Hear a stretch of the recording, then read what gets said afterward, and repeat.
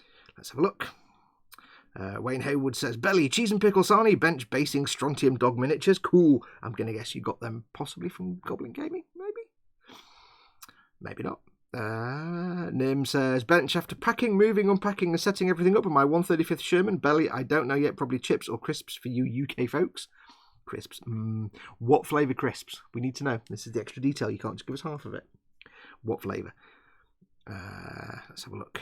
Chronoman says, Red 5 is on the bench. Red 5 standing by. And that puffin needs to get in my belly. Don't listen, Guthorm. He's being. Oh, you can't eat Guthorm. You can't eat puffins. Puffins are awesome. They're not for eating. They're just for looking at and squeeing over. I've got a runny nose already. Candygram from Mongo says, bench Bandai Neko Busu Tenko Mori. I'm going to guess the Nico bit is a cat. So is that the cat in the armour? In like the cat tank type stuff. Belly, tea and egg white omelette with mushrooms, peppers and spinach. Ooh. Mordraka says, Belly rumbles. Oh, got no noms. Bench, Unity books for building game assignment. I don't know what that means. Unity books, I don't know what they mean. Let's have a look.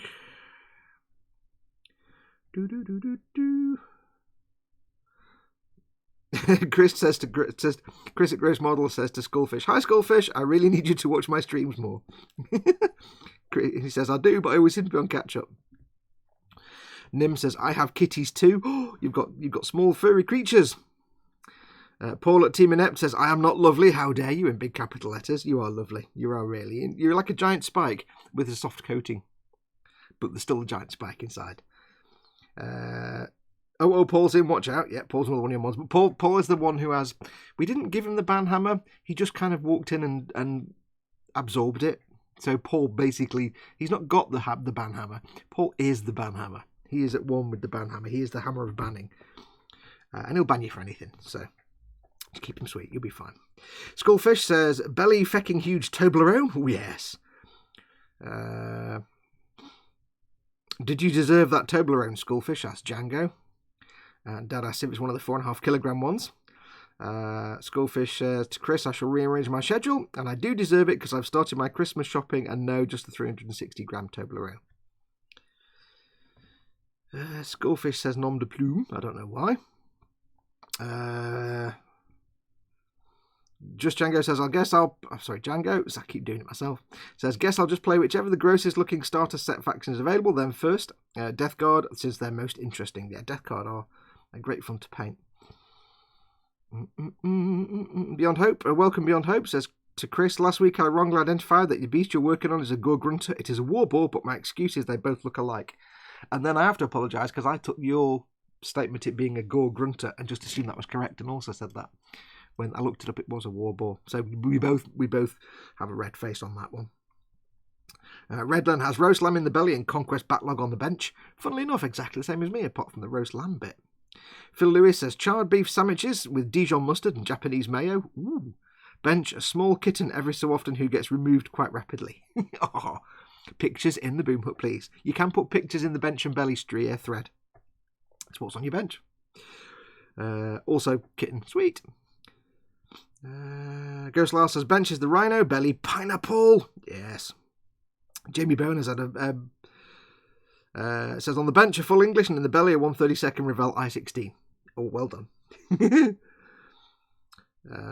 Nimson Durant says barbecue. Oh yeah, that's alright, that'll do. Barbecue crisps, good. Skullfish says I had a packet of Walker's crisps, tomato ketchup. Spoiler, they are awesome, they are quite nice. Beyond Hope says bench nothing, belly nothing. You need to work on that. That's not acceptable. Der Modelbau Nerd says Hast ein Abo von mir kannst ja mal bei mir vorbeischauen. I don't know what that means in German, but it sounds awesome. Hast ein Abo von mir kannst. If I take my time. Hast ein Abo von mir kannst ja mal bei mir vorbeischauen. Do apologise for completely butchering. I love the sound of German. I just can't speak it or read it. I really wish I'd learnt German at school. That would have been fantastic. Unity is a game engine. I kind of assumed that. The books are guides for working and making a game in it. Okay, now that makes sense. I did wonder if it was a game thing. Edward Leonard says, bench nothing, belly is going to be chicken piccata. Ooh, an ATTG is in. Afternoon all, says ATTG. Welcome, ATTG. I may just shorten that to A for brevity. Big coffee. Right. Bit of tissue, because, of course, my moustache absorbs half the coffee that I drink. I'm a living example of caterpillar action at a distance. So today we are going to be... what are we doing? As I said before, I am still catching up on my Warhammer Conquest. If you're not familiar with what I'm doing, I am doing the Warhammer Conquest part work. Thanks to my very good friend and yours, one of my moderators, George, who is helping me with the financing of that. We're going to be splitting it. He's having, I think, the Space Marines. We've not fully decided yet, but I think he's having the Space Marines. I'm having the Death Guard. I'm going to split it once it's done. But what I'm doing at the minute is I was filming how to do videos where I was painting the figures like the magazine, and a few of them I paint properly. I've scrapped that now. What I'm doing is I'm just getting everything built in advance, so I've got all the models ready, and then in about 5 or 6 months time, once I've got all my other stuff out of the way and everything's been built and is done, I can then crack on with painting. They're all going to be painted properly and they'll all get proper filmed videos. So what I'm doing at the minute is I'm just basically catching up. I am just basically... What am I doing? I'm just getting everything built in advance. It's getting built and it's getting put into a storage box or something so I can come back and paint it later. And at the moment, I'm so far behind. I've got up to about issue 60 something. But I've also I'm 34. We're making some Death Guard villains. I like the fact these are labelled as villains, even though all of them are villains. In fact, everybody's a villain. So today we're working on issue 34, which is some Death Guard villains. And bizarrely, it's not a green sprue, it's a grey sprue. How bizarre. And I don't know if this is a proper Games Workshop sprue now, because it's grey plastic, and it seems to be more like proper Games Workshop plastic than the green and blue stuff we've been getting, which I think is made by a third party and not Games Workshop. If you remember, all the ones we've done so far, most of the plastic has been this weird but not unpleasant plastic that's clearly not made by Games Workshop in Nottingham. It's probably made in China, let's just be honest. It's made somewhere. But this seems to be, could be wrong, but it seems to feel and look more like traditional GW sprue. So maybe they just lumped in some sprues, I don't know. That's not going to work. Beyond Hope says that Google Translate says the model boy wants you to subscribe to his channel. If I'm not already, I probably will do. Hast ein Abo, von mir kannst ja mal bei mir vorbeischauen. I'm sure it's not saying, is it? Hast ein Abo. Hast ein. How do you have what I have? Von mir kannst. Ja, I'll translate it later. Right, where are we up to? So, yes, we're going to work on these guys. It's just 3 dudes. So we've got 3 bases. Oh, my bench and belly. Bench is this. Belly tonight, a sausage and chips. Yes, we've got a pack of 12 chipolatas that are defrosting as we speak. For some reason, my friend came round on Wednesday and we had Chinese takeaway. And then on Thursday, it was so nice that we had Chinese takeaway. And on Friday, we somehow had Chinese takeaway again. And yesterday as well. 4 nights on the road because it was just so nice. So tonight is back to like regular food. So it's sausage and chips. How many arms, says Gross Models? These are plastic arms. They make sense and they're all numbered and I can put them on. Thank you very much. If you don't know what he's talking to, I had to abandon halfway through building my Deathcore Krieg Forge World resin figures because basically the arms made no sense. They weren't numbered, they weren't grouped together, and I didn't know what went where. So I gave up in a grump. They're in a bag now waiting. Space Hamster ZH is in. Howdy all, says Space Hamster. Welcome, Space Hamster. Right, so we're going to start off with this chap. You can see I've got all the instructions for all the issues. What I'm doing is I'm just... I found them, by the way. I found the instructions from Playburst Crawler. They'd kind of fallen off and we're in the middle of a different magazine. I don't quite know how. So I take it back. Games Workshop. It was in there. Yeah, I've got basically what I'm doing is I've got all the how to make things separated out. All the magazines are in the folders. And I'm just keeping them to one side for now. Once I've got all these built, I'll just start separating them all out into the relevant folders as normal. Right, so we want 1, 2, 3, 4. 1, 2, 3, 4. Literally 4 parts on this dude. I don't think we'll be here all day with these. We might be, but we might not. And these are my big nippers, as well as my nice nippers. So we need 1, 2, and 3 and 4. 1 and 2 and 3 and 4. There's 1. That was 1. That one. Oh, that one. It is that one. Yes.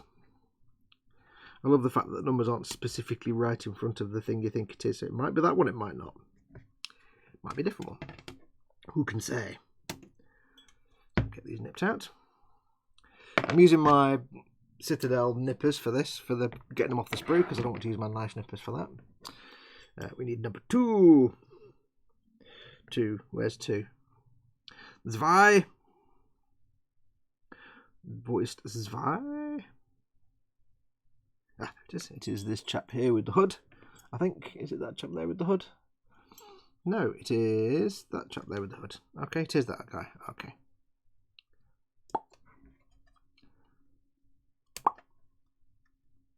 Yeah, I wish I'd learned German at school. I learned French for business.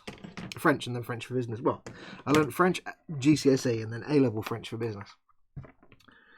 And it's fine, but I really wish I'd learnt German, but I wasn't in the right stream. This is in the days of streamed education where you had the clever kids and the slightly thick kids, and I was in the slightly thick kids set.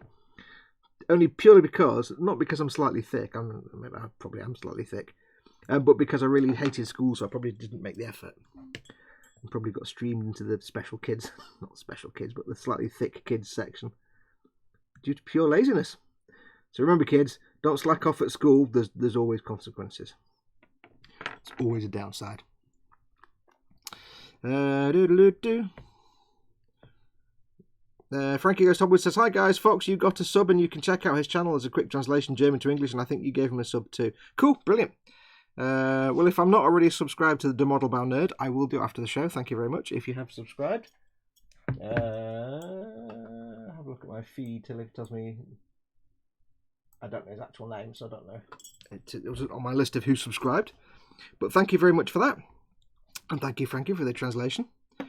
Dad says, "What's on your bench and what's in your belly?" Space. We've already done the question, Dad.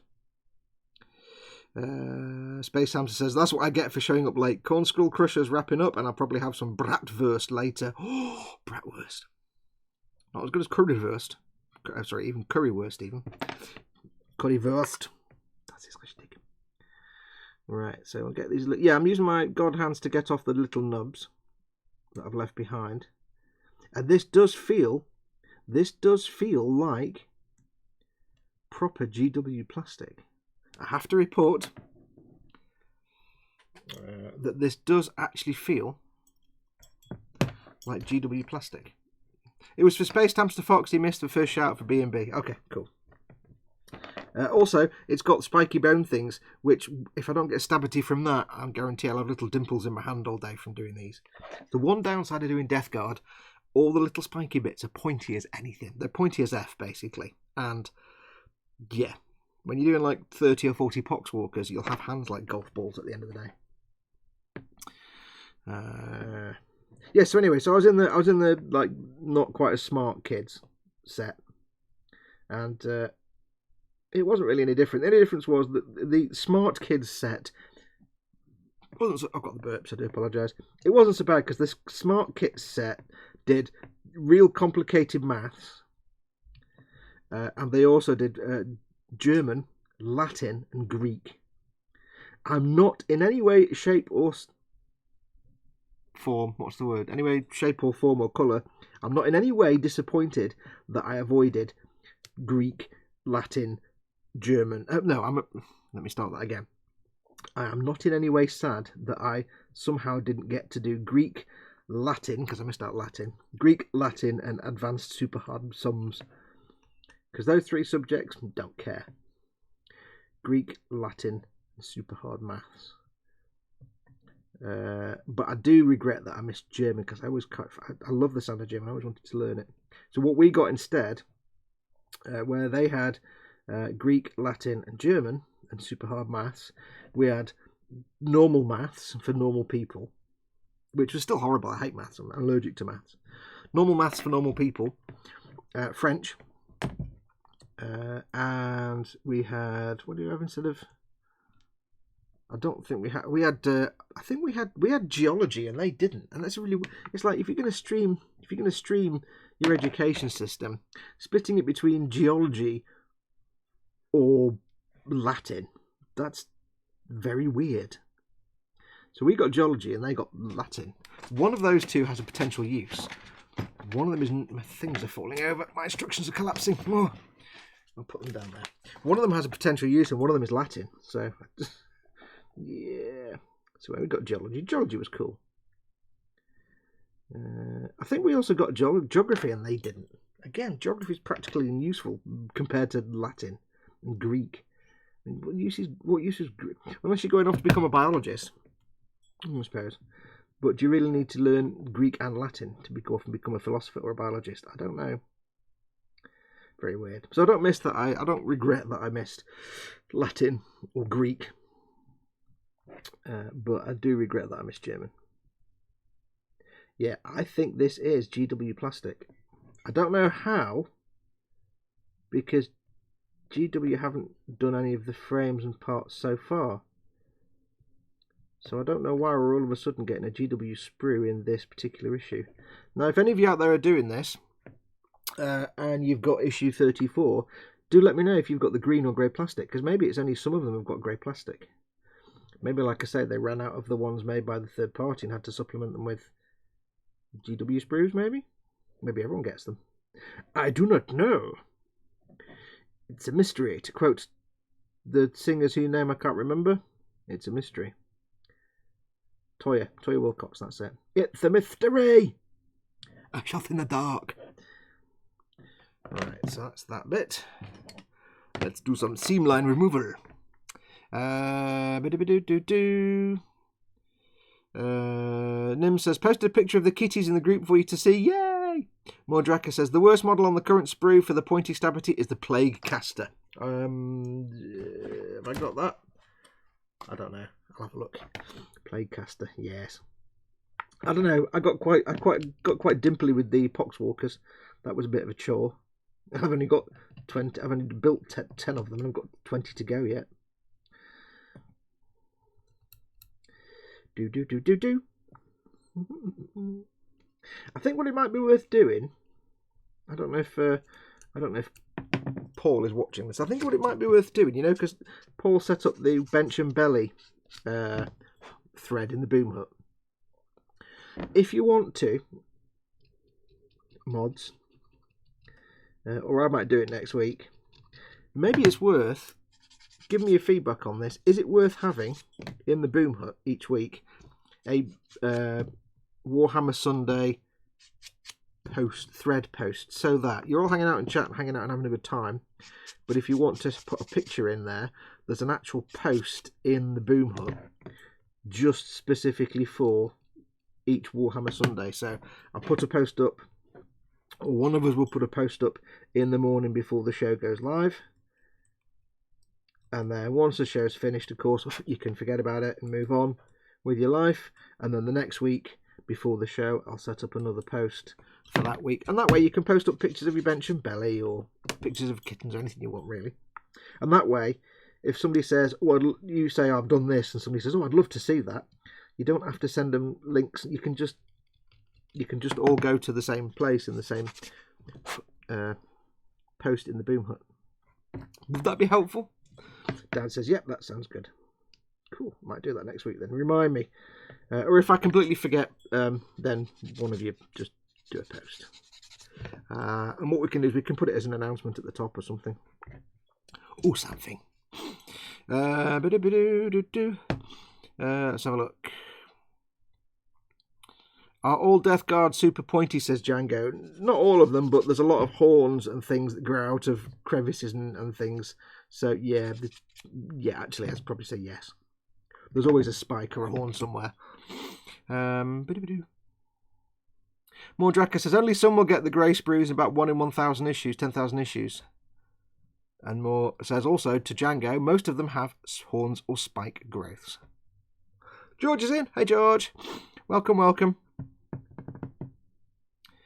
Team Inept says, dumplings made and inserted into the stew. I assume then, Team Inept, you're making a stew with dumplings. I'm clever like that, you see. Nothing gets past me. They don't call me Fox, that one that nothing gets past for nothing, you know. Oh, spikes on pauldrons. I've got to try and... I know you can't see this, but I've got to try and get the seam line out from between the little spikes in this really tiny space. It's quite a chore. LD is in. Welcome, LD. George says, Conquesty things. Hi, Dad. Yes, it's Conquest time. I'm working on some... What am I doing today? Death Guard villains. Death Guard villains. So my bits this week, not your bits. If you're still having the Space Marines. Yeah. So where's the seam line?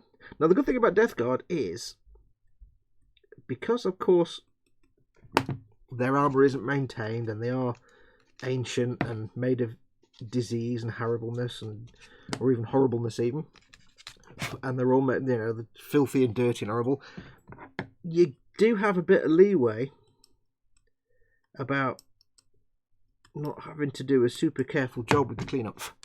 Like, for example, sanding between these spikes is a pain in the ass. So as long as I've got rid of the seam line, it's not really a problem if I've got a few like little scrapey knife marks or things like that.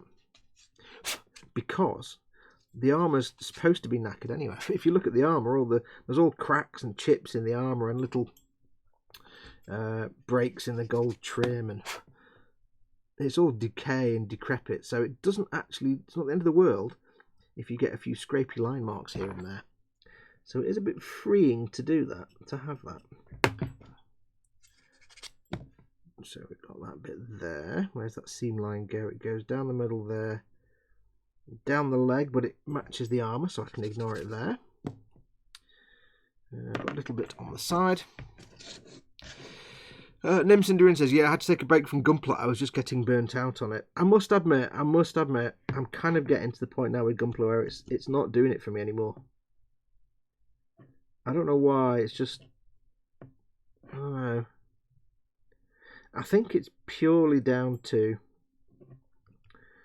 the faff you have to go through to actually properly paint in Gunpla. And it's not just like you can, you know, I don't mean like sub-assemblies. I mean, it's the whole thing of having to take into account the sub-assemblies, because, you know, do you want to make it posable or do you want it not posable?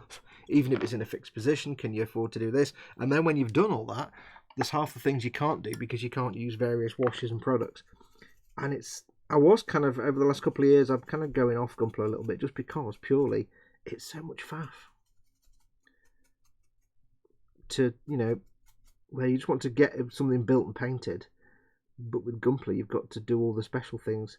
And it's things like, for example, I'm really looking forward to doing the Perfect Grey Millennium Falcon, but because it's a Bandai, I know there's certain things I can't do certain things that I've done on Falcons in the past that I know work really well, but I can't do because it's Bandai plastic and it will just explode. So it's kind of a point where the fun of the Gunpla, I still love them, but it's just from a painting point of view, the fun of it is fading very fast, to be honest.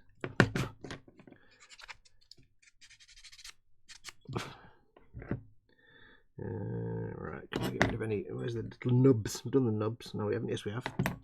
Give them a little bit of a sandy. ATTG says, I've got the option of a free Death Guard, Primaris Intercessor or Sigmarine. Went to the Intercessor. The Death Guard just looks freaky.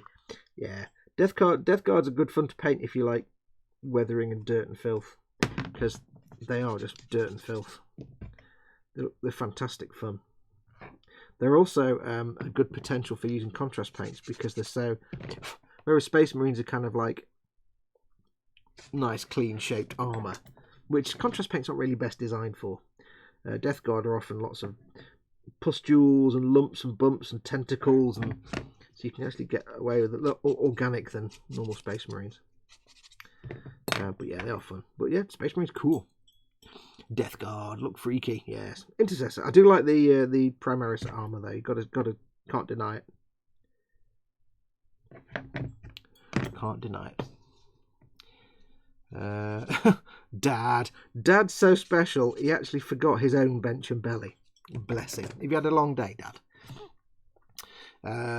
It says, forgot my own bench and belly. Belly toasted bacon and cheese butty. Bench is a fire engine by Italeri. Thanks, Fox, for the link for the boom arm thingy. Quite a bit longer than mine. Ooh, yes. It's all jolly good.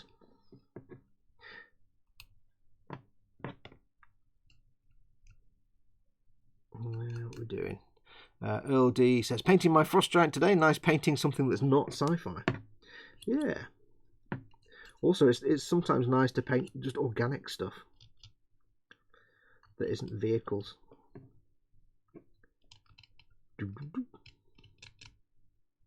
Yeah, I don't know what it is with just the I mean, you know me anyway. You know I've got not the attention span, but you know I get bored very, very easily of things.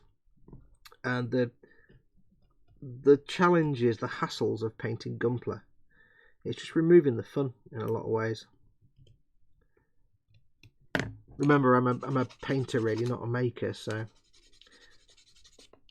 for a lot of things, something that gets in the way of the fun bit, the painting, is not good for me. So I don't know. I mean, I've still got lots of stuff in my backlog in my stash that I need to build, like my Kshatriya, my big 160th Freedom, and things like that. So they need to get built anyway.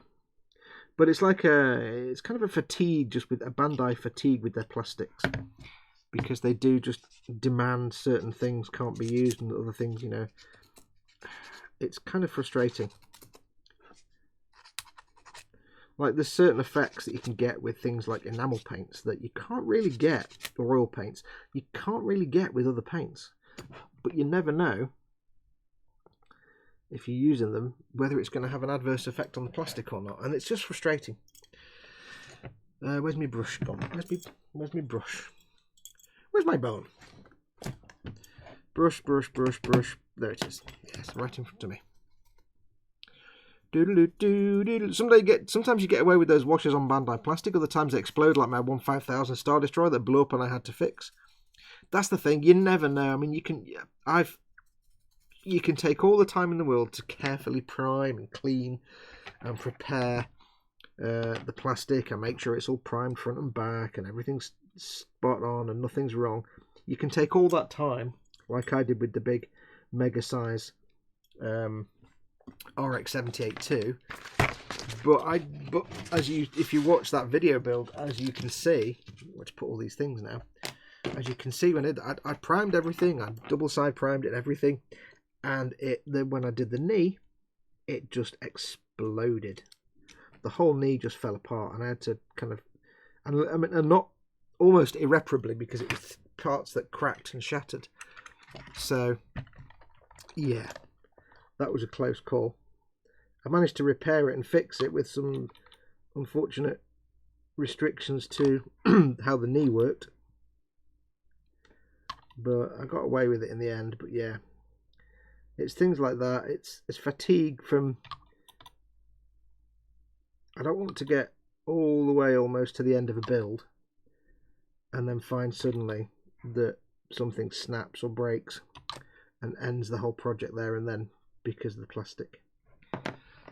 So yeah, let's have a look.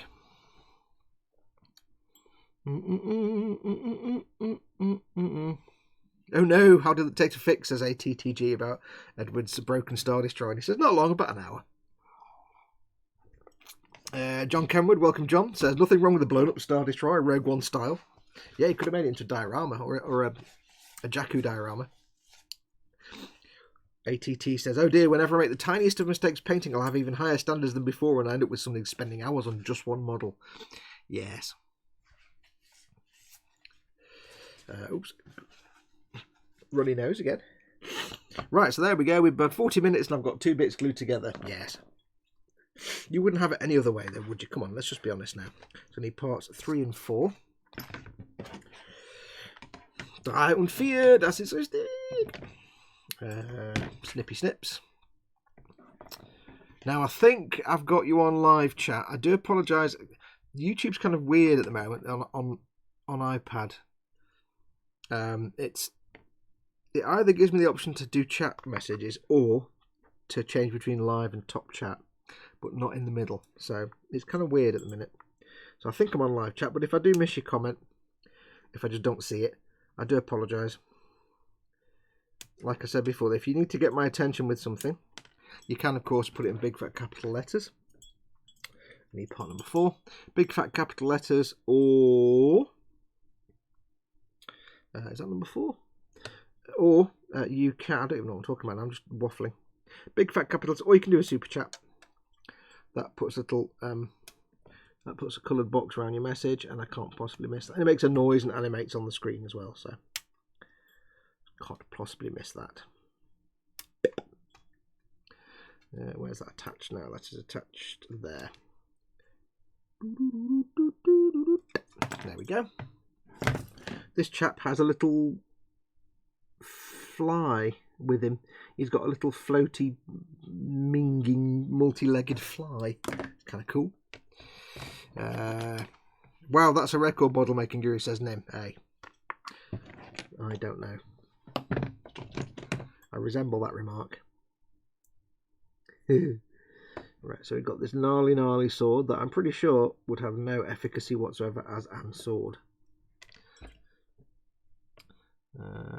Hello, any stabberty, says Eon's cart. No, nothing. No stabberty so far, he says, moving the knife out the way. No injuries. I've got some prodity from the spiky bits on this death guard, but other than that, no stabitations. And if we're lucky, I do now have, though, on permanent hot standby, I do have and drawer of sticking plasters in this room. I can't imagine. Oh, they've done this thing where they put a nub. Oh, I'll show you this. I'll zoom in and show you this. Let me zoom in. Hang on. They've done this thing where they put a nub between two ridged bits. Oh, I hate that. That drives me nuts because it's a nightmare to get out. Look, there's the dangly fly thing. Little sort of flying creature. Yeah, look at that nub there. Oh, ass. Ass, I say. Right, so zoom back out again. Thanks, Obama. Mama Fox told you to keep them plasters there, says Dad. Yeah, pretty much. Excuse me. Yes, Mama Fox says, why don't you just take the box of plasters upstairs? Okay. LD says, Fox, need to give these Dungeons and Dragons minis a try, the big ones. I do have a small number of D&D minis that were sent to me by somebody. I do apologise. I can't, they're only little tiny. Oh, they were sent to me by Goblin Gaming, actually. And I can't remember what they are. And I have a couple of other D&D figures from various people. But I've not got around to them yet. But you're talking about the big, massive, sculpty ones. Yes. I have all those dudes primed in my cabinet waiting to be painted, says Edward. Which ones? What dudes? Do you mean Death Guard or something else? Have I missed something? Eon's car is disappointed because there's been no stabberty. Do you know? Some would think. It's almost a point where you think, are you only watching this to watch me injure myself? Are you only watching me for vicarious, injurious thrills? In which case, well, I suppose, yeah, fair enough. Yeah, I would. It's like when I was a kid, I had no interest I never had and still do not have any interest in any kind of sport at all. But I used to watch Formula 1 just for the crashes. I hate nubs like that, says Eon. Osric 9000 is in. Welcome, Osric. Dad says, lol, Stroop Droop words of the day goes to Candy. He says, like a hawk, Dad, thanks for the reminder. I will be ashamed to have all it fail structurally and Stroop Droop into my tea. Okay, I get it now. Stroop Droop, I like that. That's the word of the day. I see what my dad means. Yeah, Stroop Droop. Always try and avoid the Stroop Droop. What it means is when you put a Stroop waffle over your cup and it gets a bit soft. Tell you what though, you know, like when you dunk your biscuit and your biscuit disappears into your cup of tea or coffee and you go, oh, sad face. If a Stroop waffle did that, that'd be fantastic. Because you know why? Because it'd still be delicious and you'd have all that caramel in your coffee or your tea. It'd be fantastic. It'd be awesome. Also, it just means you'd have to get another Stroop waffle. Yay! Alright, little nubs on this little fly dude. trying to get off without destroying all the details. I really want to make a 3D Hero Quest board right now, says John Kenwood. Look at the muscularity. You just want to make Gravity Land. That's what you want to make. Gravity Land. Wants to make the finest board in all the realms. If you've got no idea what we're talking about, if somebody does have the link to YouTube, the video on YouTube from Bardic Broadcasts as to why Hero Quest is great, please do put it in chat, because it's the best video you'll ever watch in your entire life.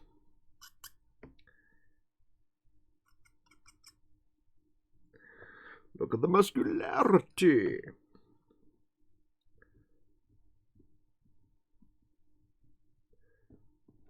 This is a goggle. This is Abomination. The same ones you're doing now. Oh, cool. The Death Guard villains. Yes. There we go. Lots of tiny details. They do take me a while to get these guys done. Whereas I can rattle through Space Marines a little bit. When it comes to Death Guard, I'm kind of a lot slower, just purely because... there you go. Chris at Grace Models has put the link in. Don't go and watch it now, but do queue it up on a tab on your browser for later on. Well, you can if you want. Watch it now. It's only 5 minutes long. It's hilarious. I do like his videos when he does that. Not surprisingly, it's the one video on his channel with like a bajillion views. He doesn't do content very often, sadly. What are we talking about? No idea. I've forgotten. Oh yeah, it does take me longer to do Death Guard purely because there's so many intricate details, and it takes longer to go through and get rid of all the mould lines and seam lines and numbers, just because there's more crenellations that you have to work your way through. A bit crenellated. Lots of edges. Oh, there's a big edge. Hero Quest.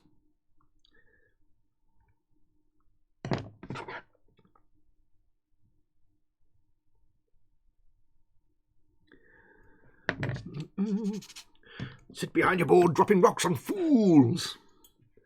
The finest game in all the realms. I love that guy. Awesome. Awesome. I wish I could go back in time and completely steal that idea and then I did do that video. Yeah. I don't just watching for Stabberty for some of the humour and advice. Really? I do humour and advice? Wow. I might have to have a look at that. That can't be right. Me doing advice and humour. I don't know about that. That seems a bit unusual. I watch for the interactive host and chat. Yeah. I've said before, and I've probably said it a million times before, but I've said before, there are people out there that do streams. I'm never going to name names. I'm never going to name, shame, but there are streams out there that you watch, and there's two reasons really that I would watch a stream like this. One is, well, there's 3 reasons. 3 reasons? Yeah, there's 3 reasons. What have the Romans ever done for us? There's 3 reasons I would watch a stream like this, really. One is because it's someone I know. Like, if I'm watching, say, Chris's stream or something else. It's someone I know, and we have a bit of a laugh. We hang out in chat and have a good time. But for the majority of stuff, if I watch a stream like this where it's like a building stream, it's either because I want to see how someone does something, and the same goes for like just normal videos. I want to see how someone does something, or they're doing something that I'm interested in, and I can ask questions and have a chat with them and stuff. And so I want the interactivity, or because I don't necessarily need to watch them, but I know they're interesting to listen to, so I can have the stream on in the background while I'm doing something else, like, playing Elite Dangerous or painting or building or something. So it's not really about, I don't have to necessarily watch it. It's more like a podcast. So that's really the only 2 reasons I'll do. So I'll watch something like this. So it always makes me, kind of weirds me out a bit when you see, I'm not going to name names, when you see like a stream, and it could be going on for like 2 or 3 hours, and the person doing the stream, Chris at Gross Model says, when I'm saying I watch a stream because it's someone I know or because I enjoy it, I see. That's not quite what I meant. You know what I mean. like I said, as someone I know and I enjoy hanging out. Like when I watch your streams, for example, I hang out in the chat and stuff because we have a good crack in the chat. It's good times, and you interact with your chat. But yeah, I never understand people that do streams where they just say, do what I'm doing now, but they just sit there and do it. They might interact a little bit with the people in the chat, a little bit. You know, every half hour they might look up and see what's going on in chat or something like that. But more often than not, they're just sat there just doing stuff.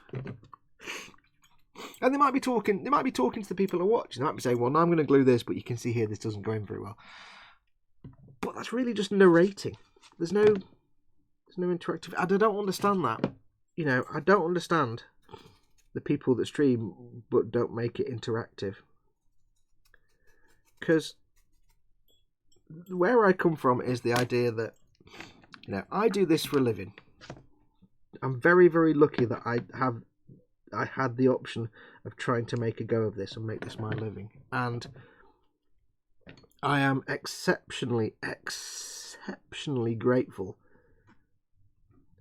to not just the people that support me financially, my sponsors and patrons and things like that, but to everybody who just sits and watches me waffle on for 3 hours or watches my videos or anything. Anybody that takes time out of their day to watch me or to hang out in chat or to anything like that, they've taken time out of their day when they could be doing something else to spend time with me. And by indirectly, by doing that, you know, they might click on an advert, or they might click on one of the retail links, or they're just giving me a view, or they've clicked on my thumbnail to come and watch the stream and I get the click through. However it's done, they're taking time out of their day to hang out with me, and you know, that person is also helping support this channel indirectly. And I can't be, there's no way for me to be, you know, to not acknowledge that and be incredibly grateful about that, because it's enabling me to do this. And I'm never going to just sit there and not talk to them, not talk to you. I'm here because of you guys. Holy God, am I here because of you guys. So it's absolutely guaranteed that I'm going to spend my 3 hours narrating, but also just talking to you. I mean, I know I'll go on for like an hour about one thing, but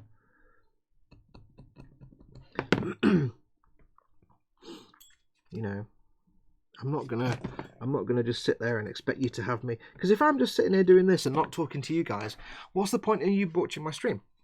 I mean, if you're watching my stream to see me do something, I'm just doing stuff. You can't see what's going on. You're not like, right, it's not like a video where you can zoom in and look at everything.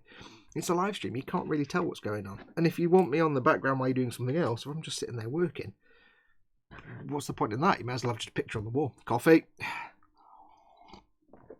So I never understood that. There's not many people that do it, but there are some where I watch and I'm like, wow, I'm bored, because you're not talking to the audience.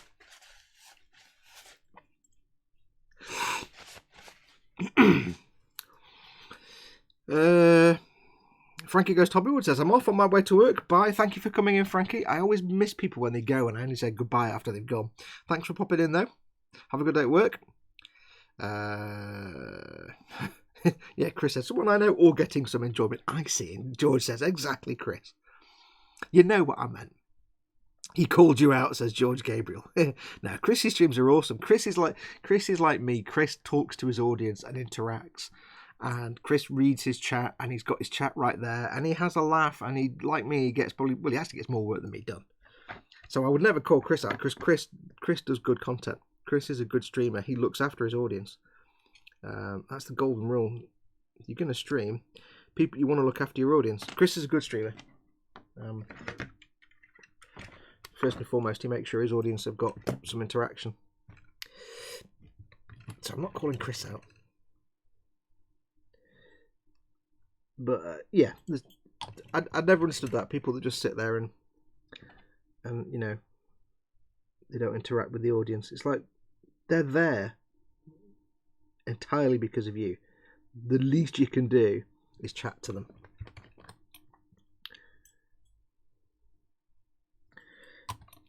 Because ultimately, really, if they want to know how you're doing something, really, That's where the pre-recorded video comes in. Live stream is just a chance to hang out and have a good time. I don't really treat live streams as a time to learn or to teach people, although I explain stuff. It's there is a chance that you can sit and ask me questions and stuff like that, but I don't treat them as a chance to educate. I treat them as a chance to interact. We watch for the Stabbity, says Pascal. Pascal's in. Hey, Pascal. Glad you could make it, buddy. Oh no, I thought I'd left a nub on his cloak. I had not. Chris says, important question, has anyone seen my seamline remover? And then he says, it's okay, I found it, and I've just been stabbed by that. It's a little bit of almost Stabbity. Phil Lewis says, more kitty pictures on the boom hut. Took a while, I was having to type one-handed again. I would say stick them in the bench and belly thread if you can, just so people can go straight to them, because they all know where the bench and belly thread is. That way. I don't know if you have, but if you put them in individual posts, stick them in the bench and belly post. We'll do that as this week's Sunday Warhammer post. Let's have a look. Yes, we love your vids, especially the waffling and Stabbity, says thy creator. Welcome, thy creator. John Kenwood says, it's behind you to Chris. It was behind me. He looks accusingly at John. We wouldn't have it any other way, you going on at 15-minute tangents, never getting anything done and always talking to us, says ATTG. That's the way it is, though, isn't it? Phil Lewis says, got my arm back now, I'm finished. I just don't know. The thing I love about Chris's stream, the thing that I absolutely adore about Chris's streams, like I say, he's like me, he interacts with his audience and he takes care of his audience. But the thing that makes me giggle every time about Chris is he's got this memory for somebody says something in chat and then 2 minutes later he's forgotten because somebody else will say something and he won't remember what it was about, and I found that's hilarious. It's most endearing. Right, I've got about a gallon of coffee in my moustache now. Hang on. Some tissue to get rid of it. Quantum Man says, having Fox and or Chris talking in the background as I work on a kit makes it easier to concentrate on the kit and get a good workflow. I do try sometimes. I know I do have the bad habit of like talking at super speed sometimes. And that can be quite annoying for me to watch back. I do apologise for that. It's because I get excited. Not because I'm excited by doing this, and this is fun, but because I'm excited hanging out with you guys. And then I just get like giddy and then it all goes wrong. That's not Chris, that's you, says Dad, about forgetting what people said 10 seconds ago. Right, this one requires a 32mm base. And if you're not sure what size bases you've got, just check the blurb. There's a 40mm base and another 32. So we've got two 32s and a 40 for these. So this one wants a 32. You can go up there. He won't know what we're talking about when he reads this. Hugs, said Chris. And I've completed the hull now just for the turret, then paint, then decals, then weathering, then diorama, then I don't know, says Nim. Oh yeah, education. I was wondering, are there decals on transparent plastic sheets for Gunpla? How do these work? There are decals on transparent plastic sheets for Gunpla. Oh, they are dry rub transfers.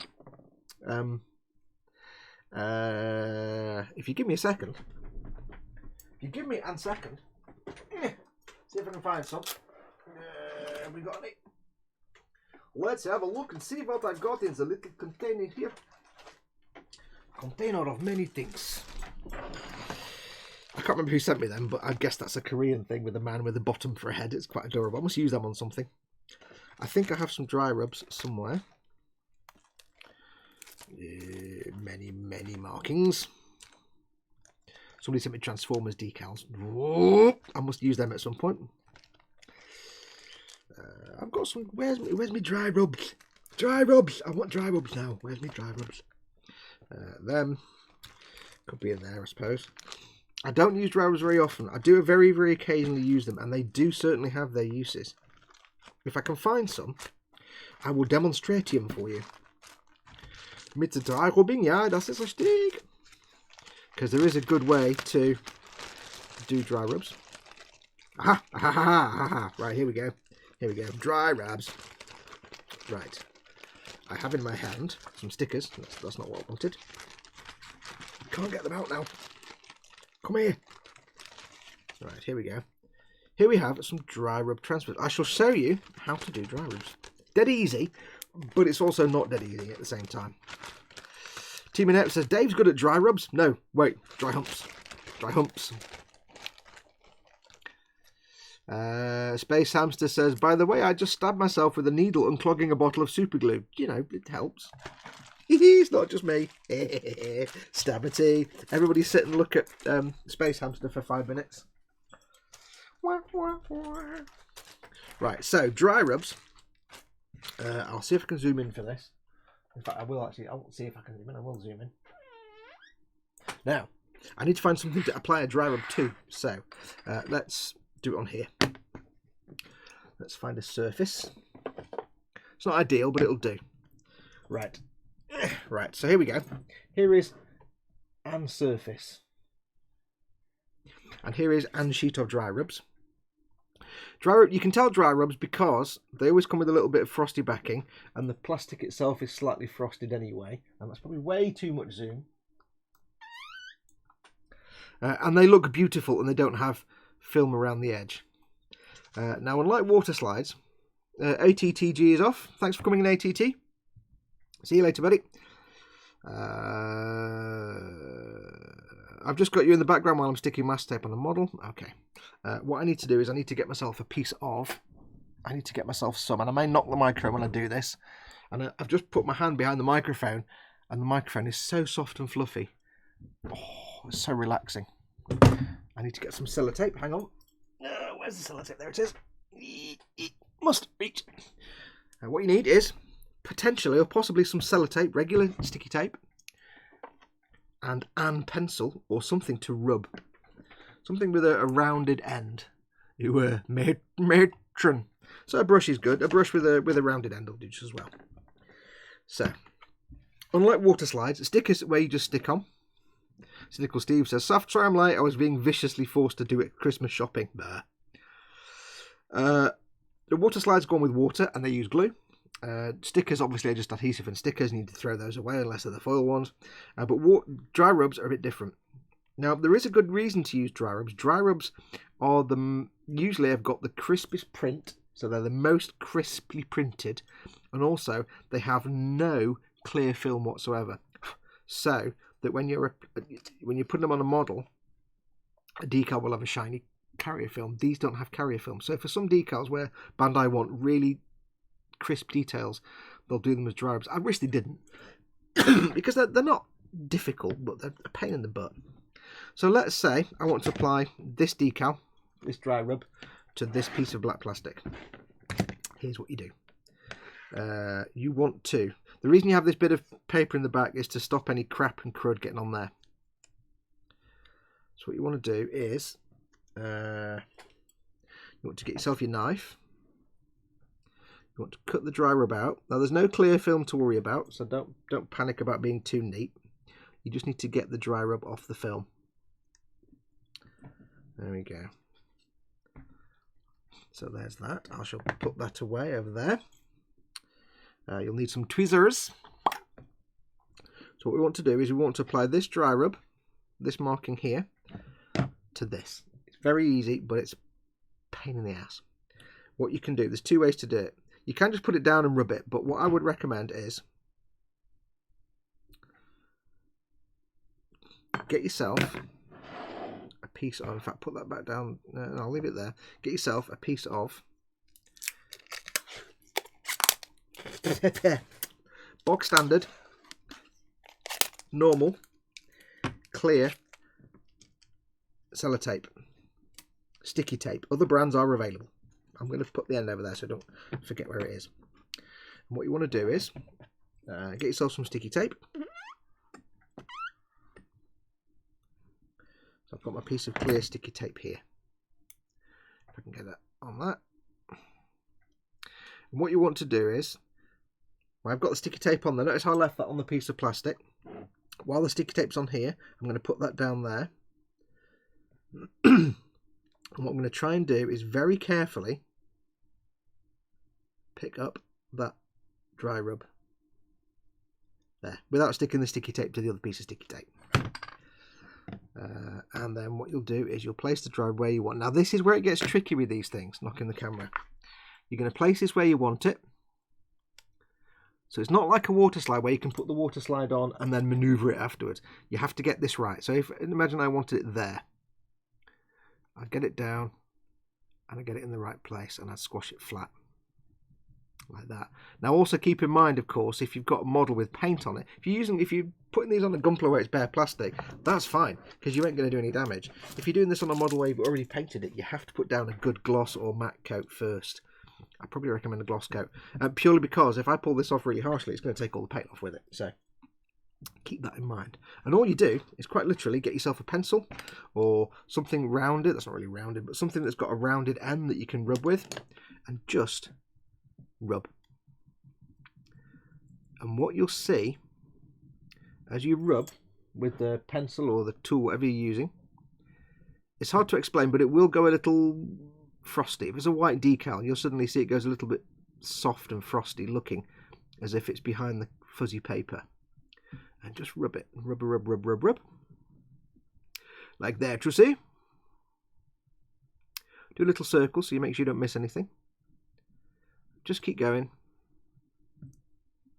Just keep rubbing, rub, rub, rubbing.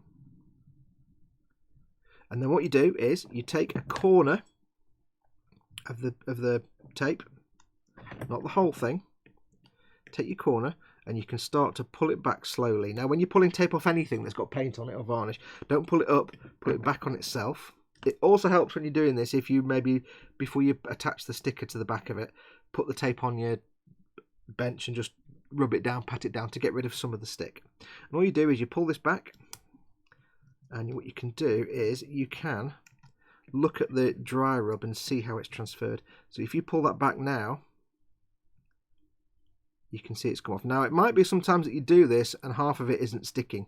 So if you suddenly realise that some of it was being pulled up with the thing, you put it back down again and you carry on rubbing. Because sometimes you can do it and half of it will not be transferred down. So carry on rubbing, and then when you're done, you just very gently peel it back. And there you go. The beauty of doing that is, like I say, you don't get a clear film around the edge of the transfer. You do get a little bit of clear sort of stuff in the middle, but around the edge there's no clear carrier film. They can also be really, really highly detailed because it's a different printing process. The real pain of these is fine when it's a flat surface like that. The real pain of these is if it's over an uneven surface, like you're trying to do it there where that ridge is. That will be a pain in the ass. And sometimes these are meant to go over little ridge surfaces and edges and corners. Yeah, it's because that plastic they come on is quite thick. So they are easy to do, but you have to get the position exactly right. And trying to see through the clear tape and the plastic exactly where this is. Because once this is on, that's on. You can get it off with a piece of... If you do mess up and you want to get it off again, get yourself another piece of clear tape. If you need to remove it, there. Or, I don't know if it'll go back down again. No, that was asking too much. Yeah, if you do need to remove it, you can just peel it back off again. But once it's on there and it's fixed, just make sure to varnish it down. They do look beautiful when they're done correctly, and often you'll find on Gunpla it's on things like Gunpla with wings where they have markings on the wings. They'll often do them dry rubs. Some of the little tiny caution markings are dry rubs. I don't know why they do that. There's no real reason why they couldn't be water slides, because the Bandai decal quality is fantastic. But yeah, they are usually more hassle than they're worth. So. Very easy to do, but often a pain in the butt. So I shall put all these back in. I wouldn't throw them away. Keep them because you never know when you'll need them. They do come in handy. And usually, don't forget, usually when you get the decals for these things anyway, often Bandai will give you water slides as well.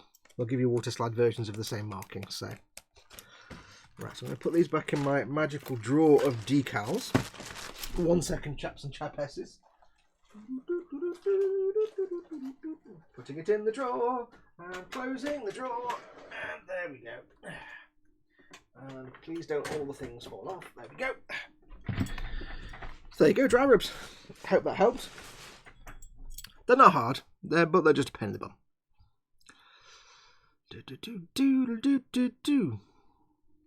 Dry brushing the skeleton horde then makes it look like not like... Let me start that again. LD says, dry brushing then skeleton horde makes it not look like dry brushing.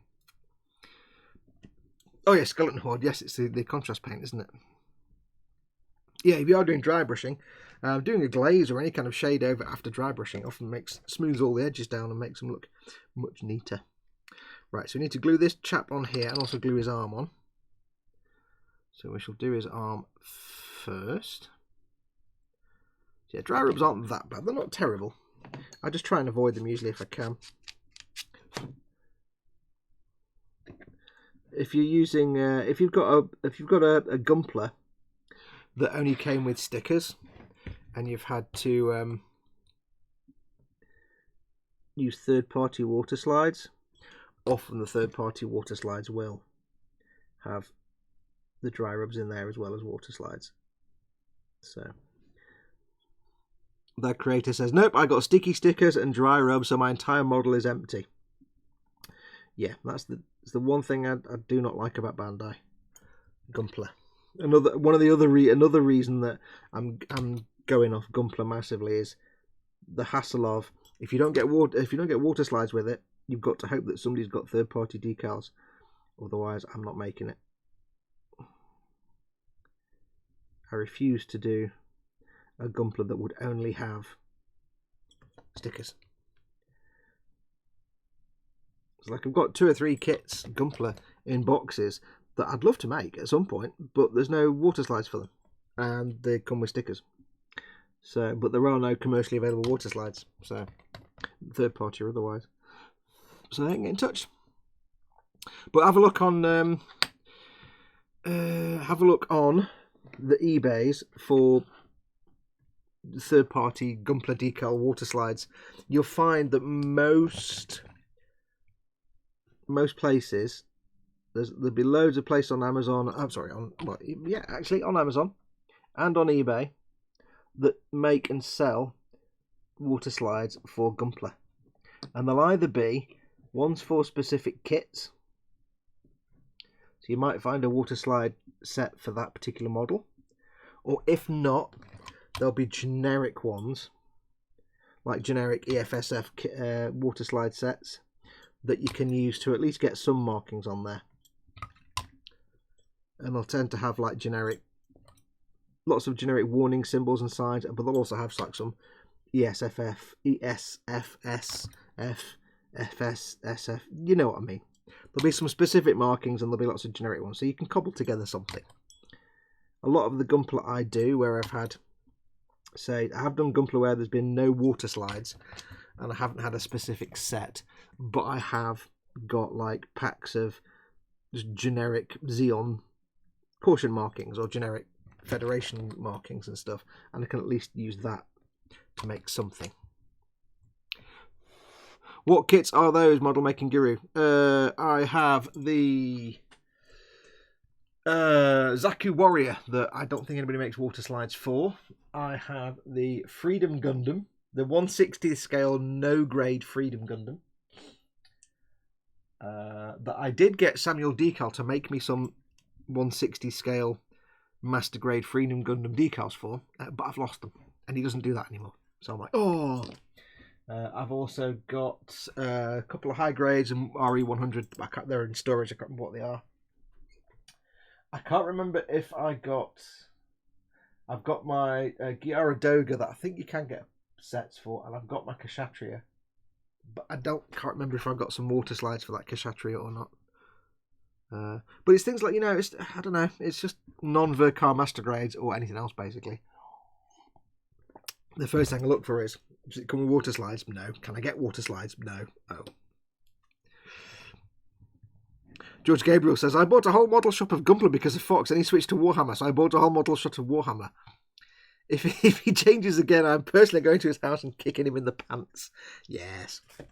I'm not going to dump Gunpla forever. It's just, I need to, I will make them when I sit there and think I really want to make that. If you know what I mean. If you know what I mean. Let's have a look. Paul Di Tommaso is in. Hello, everybody, says Paul. Hey, Paul. I would paint that backpack separate. Says John Kenwood. Yeah, I like to live dangerously. Yeah, I would.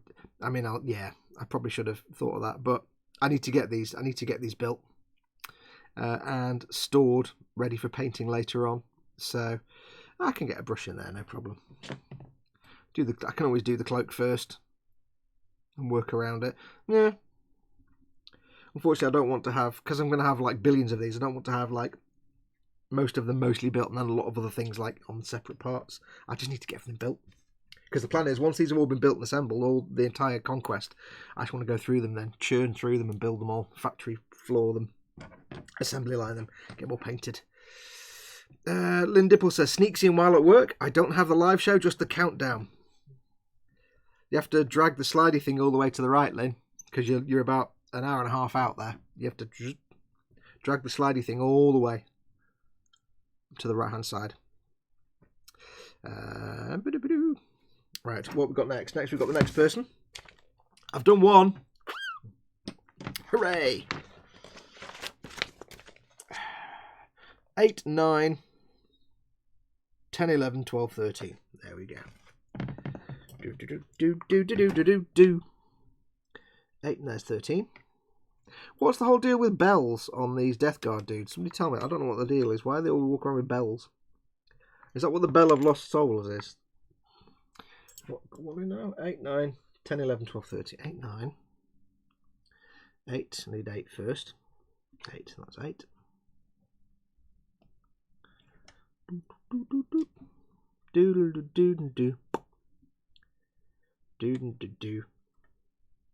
Plasma weapon in the 40 watt range.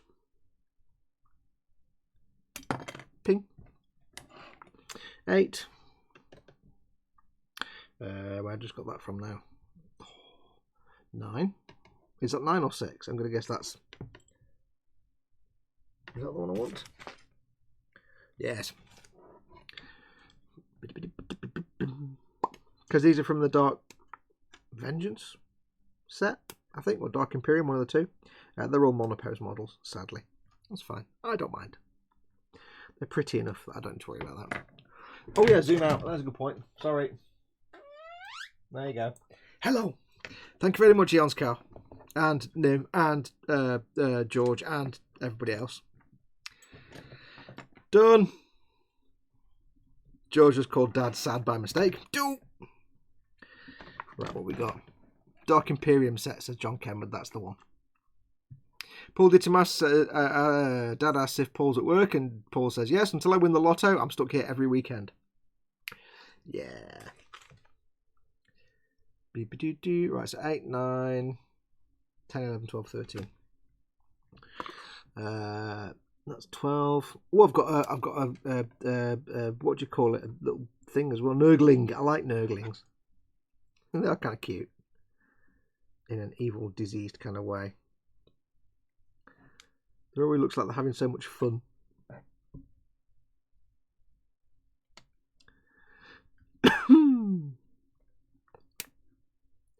Yeah, so because I need to get these just assembled basically, and they're basically being assembled and then put into a skirmish case, or in the case of some of the building scenery and big stuff, into a box.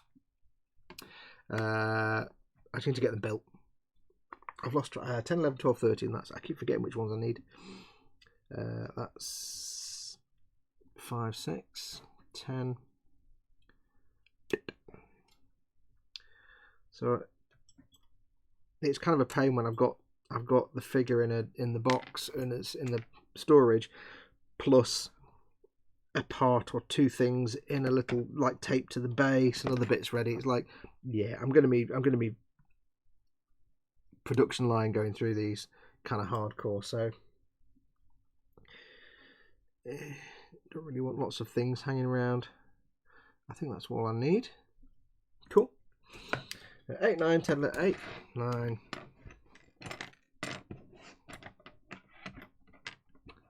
Yeah, I think that's all the parts. So we should get these cleaned up. So yeah, I mean, it might cause me some hassle later on when I've got difficult fiddly bits to paint, but it'll be fine. I'll live. especially for the Death Guard, because I think I said the way it's going with me and George doing this is George. I think at the moment George seems like he's having the Space Marines, so I'm getting the Death Guard. So yeah, I'm not too fussed of the some bits that I've had to scrumple around a bit. John Cameron says buy a Nurgling base set 2. You can actually, oh, I forgot. Are there actually sets of Nurglings? That's awesome. I do like. I've not painted a Nurgling yet. I've got my Mortarion. I assembled my Mortarion and got him primed, and then never actually got around to painting it. We'll do that at some point. But that's kind of cool. If George is having the Space Marines and I get these guys. Oops. Because I've got a Mortarion, so I can actually have a Death Guard army. Knowing me and the way I work through things, I'll have a Death Guard army before I get anywhere near even having my own Imperial army. The unending forces of the Holy Contrivance. David Sanderson says, just popped in to say hello, but I'm going to watch the football. Fine. Just joking. Yeah, thanks for popping in though. If you want to go and watch your nonsense sport ball, yeah, I suppose you must. Football. Sport's not really, you know. Never understood the attraction of sport. I just find sports are boring. Any kind of sport. Boring. Right, so that's that one. Sorry, lol, says David. You're forgiven, mate. You popped in to say hi, so we give you a pass on that one. Fine. Fine. Just not sending you a Christmas card. You might not be on the Christmas card list anymore. But I'm not bothered. It's absolutely fine. George Gabriel says, Space Marines! Yes, I think. Have you decided 100% sure you want the Space Marines, George, or are you still like not 100% sure yet? You can have either, whichever you want. I'm not fussed either way. But I quite fancy a Death Guard army. Be kind of cool. I can then, because the beauty is, I can. Oops. I can build that up, and like I said, probably will have a Death Guard army before I have my own Imperial army.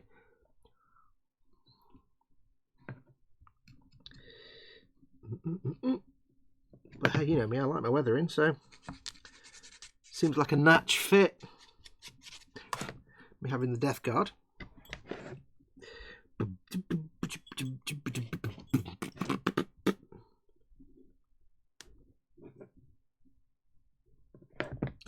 The good thing is as well, if I do the Death Guard, is I can see painting the Death Guard being a ton more work than painting the Space Marines. So I can, if I'm just doing the Death Guard for myself, of course, I can take my time, paint them in stages. It doesn't matter if it takes me a year to paint them or something. I can just get them. If I do a few and get a bit burnt out, I can walk away and come back to them. So I'm not having to do them for George then, so that's cool. I can get the Space Marines done first for Georgie boy, and then I can take my time with the Death Guard. Not because I think if I was painting the entire Death Guard army, which is what, like 20 Plague Marines and a load of other dudes and characters and a billion Pox Walkers and all the vehicles, I think if I was painting all that in one go, I'd probably die. I probably would die. So, if I'm making them then. He says, yeah, it's Space Marines and he's still thinking of salamanders. Cool. Nothing wrong with that. It's like painting Master Chief. Green. Apart from, obviously, you know, the black skin.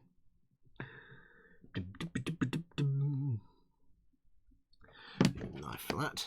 And slap it on, says thy creator. Yeah.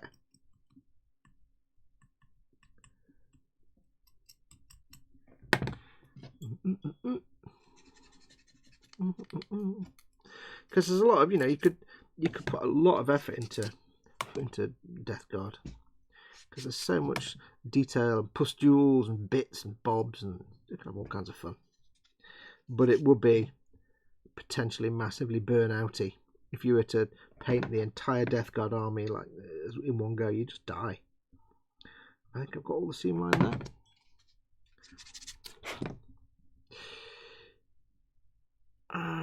One there, a little bit there.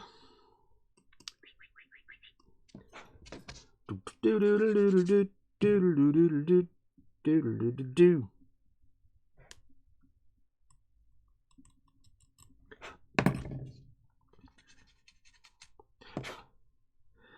Right, so that's that arm done.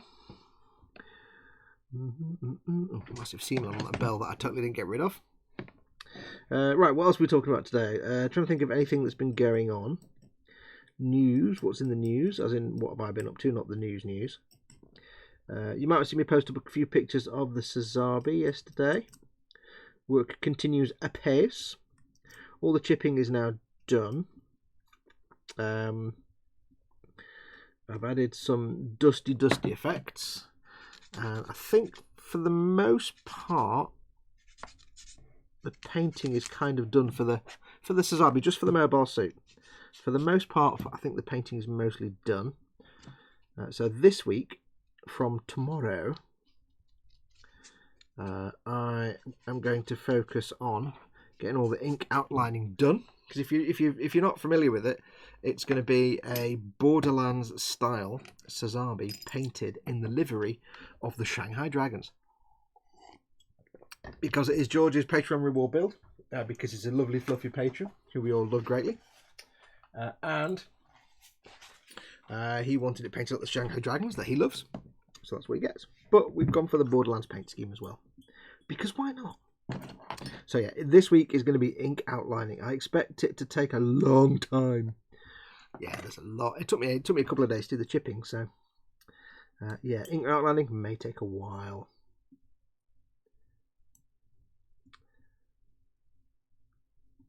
So might be some Xbox times this week, purely because when I'm doing anything that is a long drawn out process like doing the ink, I can't sit there and do it 8 hours a day for 5 days. It would just make me explode. So I'm doing stuff like that. If I'm not, when I do things where it's going to take a long time, if it's something I can be distracted while I'm doing, like decals or prepping parts, then I will do a live stream, because I can do that. Like, you know, when I do part preps, I'm getting all the parts sorted out. When it's something that I've got to concentrate on, like, for example, I don't know, doing all the ink outlines, then I can't really be distracted doing a live stream doing that. So that's when I will just simply do it for a few hours and then take a break to avoid burnout. You know, play on the Xbox or something or whatever. So it sounds counterintuitive to say that this week I'm going to be doing the real hard, complicated, I need to concentrate a lot of stuff. So you might get some Elite Dangerous live streams. It sounds really weird to say that, but it just means that I'll probably need to. Whereas normally, if I'm just doing regular stuff, I can just happily sit at the bench all day and work away. But when it gets to more complex stuff where I really got to pay attention, and it's like I'm spending 5 or 6 hours sat here with my reading glasses on and my visor on, I really need to, after 4 or 5 hours of that, 6 hours of that, I need to go back to my regular glasses and not have the visor. Otherwise I'll just end up with like cracking headaches, because my reading glasses are more powerful than my regular glasses and they're just designed for close-up work. But of course, if I sit and wear them too long, then when I go back to my normal glasses, my eyesight is just well garbaged up. It takes ages to get back to being able to see things properly. So yeah, so I can't actually work at the bench on complicated stuff. And given the fact that I'm sitting there, carefully doing tiny things, I can only do so many hours in a day doing that. So whereas other stuff I can just sit all day and do it. So yeah, you might get some Elite Dangerous streams during the week when I'm decompressing from hours of doing ink outlines. But my hope is to get all the ink outlining done this week. That'll be done. Once that's done, I don't think then, I believe there's been a minor Zoom event. Not zoomed in. Not now. Yeah. Yeah, once I've got the outlining done, I don't think there's anything else I need to do on the actual mobile suit then. So, what I can do then, what I've got left to do then is the weapon, the gun, the beam rifle, which has just been made to look like a gun, and then it's just down to the figure. I've got the figure to paint, the big 1/20th scale Kiri Yamato, who will not be Kiri Yamato, obviously, and the diorama. So hopefully the plan is this week is doing all the outlining. Next week will be the figure, and if I've got time, the diorama at the same week as well. And then theoretically, that would mean that everything will be done by then. Maybe an extra week if I've got the gun to do. I'd say probably within the next 3 weeks. The hope is, all being well, no major impediments to getting it done, it should be done. And then once it's been done, I can get it sent off to George. Probably after Christmas and New Year, I'll get it sent off to Georgie Borgie, assuming it's all done on time. And then endeth the saga of the big Patreon Sazabi.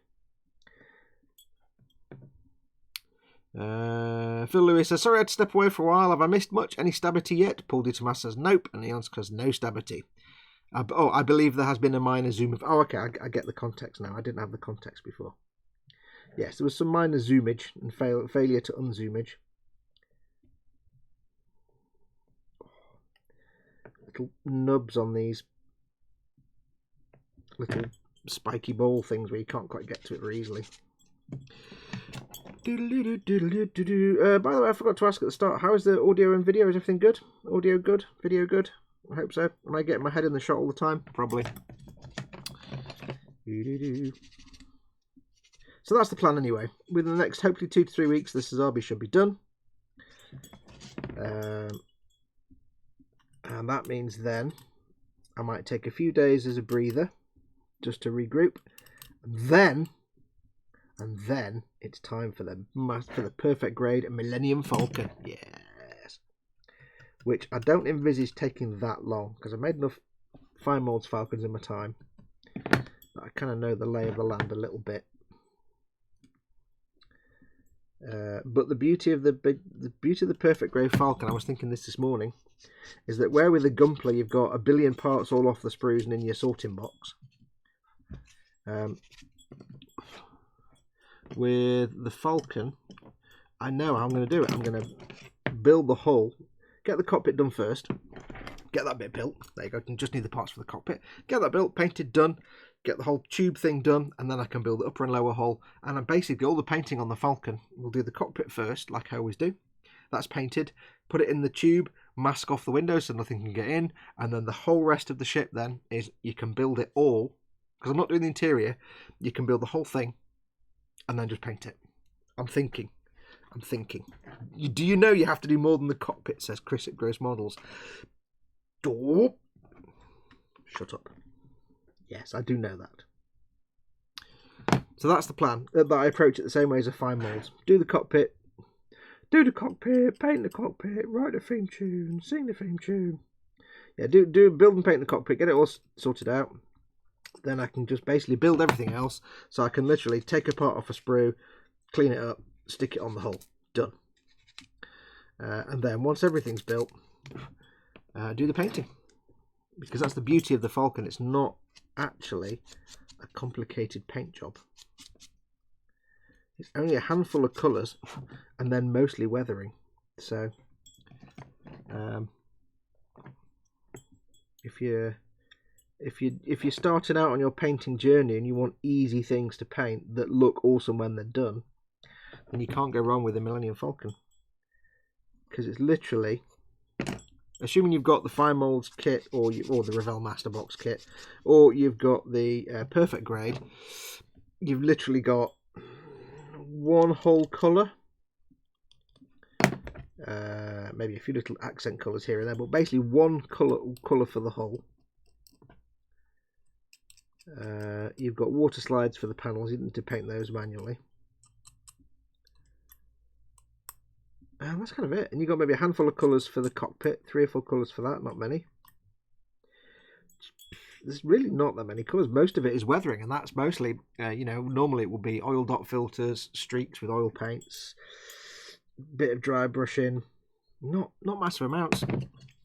I mean, in the past, I have built and painted a fine moulds falcon in 2 weeks. Well, I've never actually filmed it. The filming the process does then make it last a billion times longer.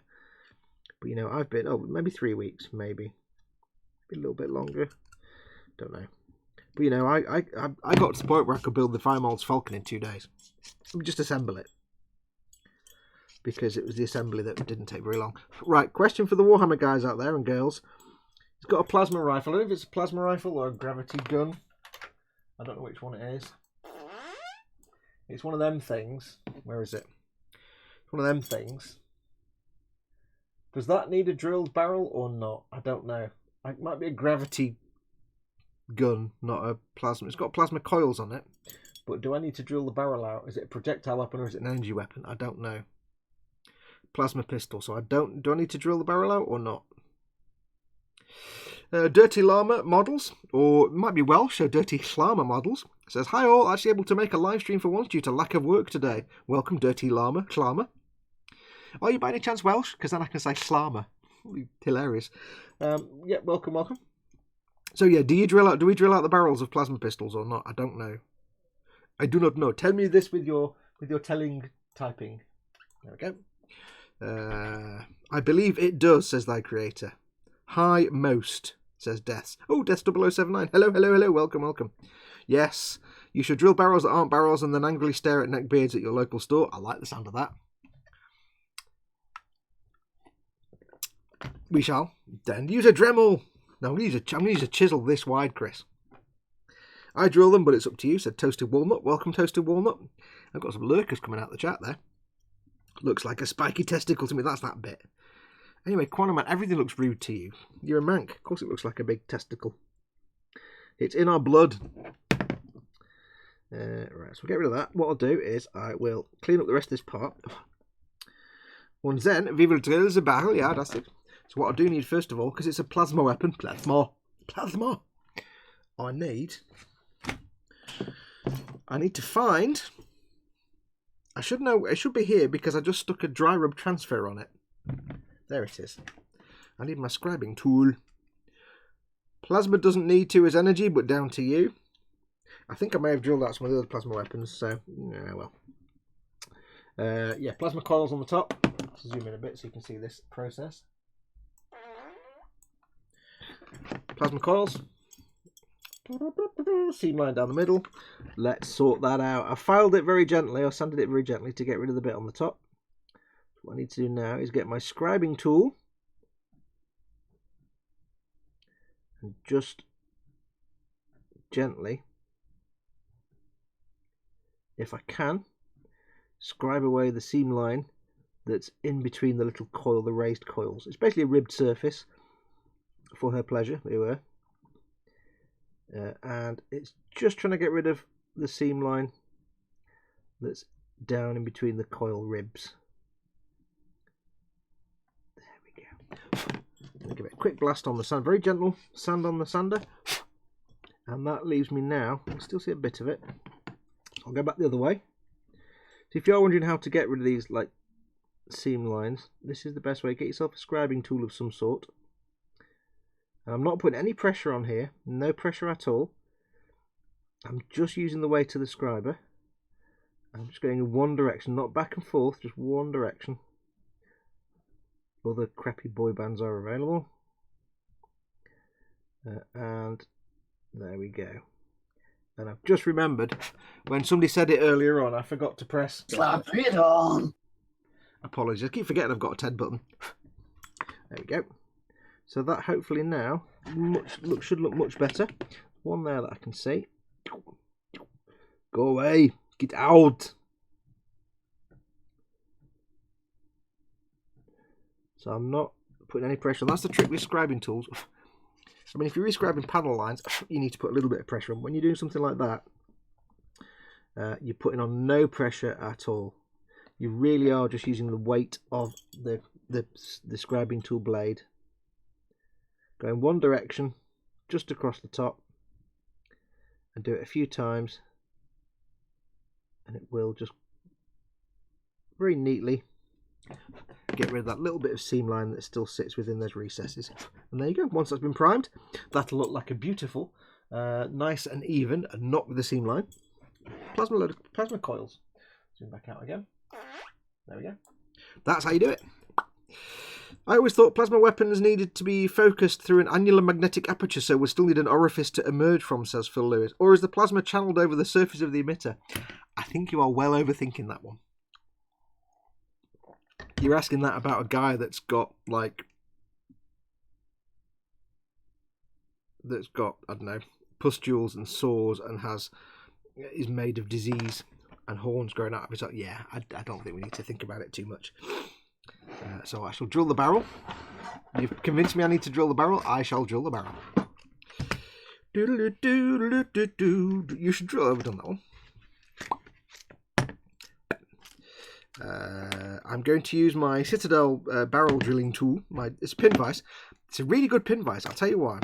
This is overpriced. If you've never seen one, this is ridiculously overpriced, this Citadel pin vise. But there's two reasons I like it. One is that, unlike my other pin vise, which is here, this bit on the end spins around. Woo, which means when you're doing that, you can be doing this dead easy. I think there's a delivery man at the front door. I shall just wait and see if Mama Fox answers the door. Yes. There you go. So you can do that and it just rotates around. On this old one, you can do the same thing. But the problem is, that tends to come off when you're doing that. And when you're doing that, then you've got that there and that gouges into your hand and that gets on my nerves. I hate that. So I do hate that. So I do like this one for the fact it's got the rotated bit on the end. It does rather annoyingly have this bit that opens here, which you think you could put your blades in, but it's not quite long enough. It's not quite. You could store something in there. You could hidey hole something in there, but your actual drill bits, it's not quite long enough to put your drill bits in. It's a shame. But you could put secret notes in there. You could hide secrets in there. But yeah, the other thing is the drill bits all come out. They are perfect sizes. The small one is perfect for like small weapons. They're designed to be the right size. The big one is brilliant for heavy bolters. The middle one is brilliant for bolters and some slightly larger weapons. So yeah, they're just all exactly the right size. But then again, it is like £450. So yeah. That's not a Dremel, says Chris. Yes, when Chris had to drill a barrel out on one of his mega knobs, he drilled the barrel out on a bolter with an actual Dremel. And everybody who was watching it live, you could hear, like, across the world, buttocks were clenching and people were going, ooh, and he went, and it worked. He drilled it. He drilled it with a Dremel and everything, and it worked. But there was a lot of clenching going on before that happened. Now, I probably won't get this exactly in the middle. It's probably going to go horribly wrong. We shall see. I always struggle a bit with plasma weapons because they have that kind of curved round barrel. Let's find out how we do. Drilling, drilling, drilling. And backwards. Get all the bits of blurb out. And, ooh, not bad. Right down the middle. Right down the middle. Look at that. Right down the middle. Fantastic. I kick ass. Somehow. Apparently. I don't quite know how. I'm going to leave this out because I might need it for the next guy. So I'll put that over there. But yeah, if you're doing GW stuff, GW figures, I do recommend. I mean, it's cheaper to go and buy a pin vise, but I do like the actual physical pin vise. And of course, it can hold any old bits. I've got loads of drill bits in here. It can hold any of them. Most of them. Some of them are a bit too big. And I have to use the other pin vise. But one other trick, when you are drilling out a barrel, depending on your pin vise, let me zoom in again. You won't see it really, but it looks nice and neat. But there is a little bit of roughness around the edge. So if you want to clean that up, especially if you drill out like a bolter barrel, you can get a bit of churny plastic in the middle. All I do is take some Tamiya Extra Thin, get most of it off the brush, and just quickly and gently run it around the edge, into the barrel and round the edge. And it just dissolves any loose bits of gnarly plastic and melts them a little bit. And when it dries, it's nice and smooth. So there you go. That's a barrel drill. So if you're drilling, let's say, bolter barrels and stuff, do all that, but then just run that Tamiya extra thin. Again, almost nothing on the brush. You don't want a big droopy glue everywhere. Almost nothing on the brush, and just, I don't know, Des079 says, this is not suitable for work. Yes.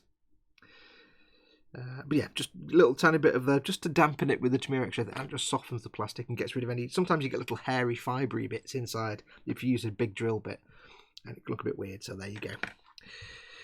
It's to store different size vice inserts for larger drill bits. Oh, you mean... Oh, hang on. You mean to store bigger ones of them? Ah.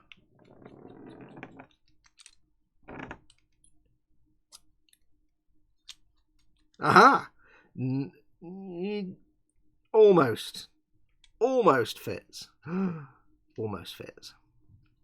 I don't think if my... I wonder if...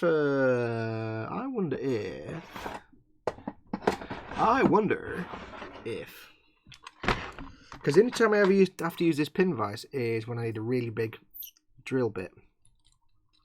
For best barrel drilling accuracy, use nothing less than a lathe, says Candy Graham. Yeah, go nuclear. I think that's slightly bigger. It's about the same size. I shall take this under advisement then. I shall. Forget which end is which now. Wait, which... I've forgotten which is the good end. I think that's that end. That can go in there. That can go in there. I've learned a thing today with my brain and everything. Cool. So now I've got a spare bit in the back there. It doesn't quite fit. It almost fits flush. Almost. But it means I've got a thing in there with a bigger grippy bit. So if I need to swap out, I don't need to use my other pin vise. Cool. Thank you very much for that advice. Phil Lewis, most kind. I've learned a thing today with my enormous brain. By enormous, I mean useless. Not very good. I shall put that pin vise over there. John Cameron says, lathe him alone. We're doing pin vise. We're doing vice puns and lathing puns now, aren't we? I don't know. So now it has a wee hole to go with the spiky testicle. Yes. I also use the same darning needle and a pin vise to restore panel lines. Yep, you can use them as a sculptor. The reason I use a scribing tool though, and not like a pin or a blade, is just because the blade of a scribing tool has a square profile. Like I had edge on, it's like square. Or very slightly sharpened or cambered. Whereas a knife or a pin has a tip and a point.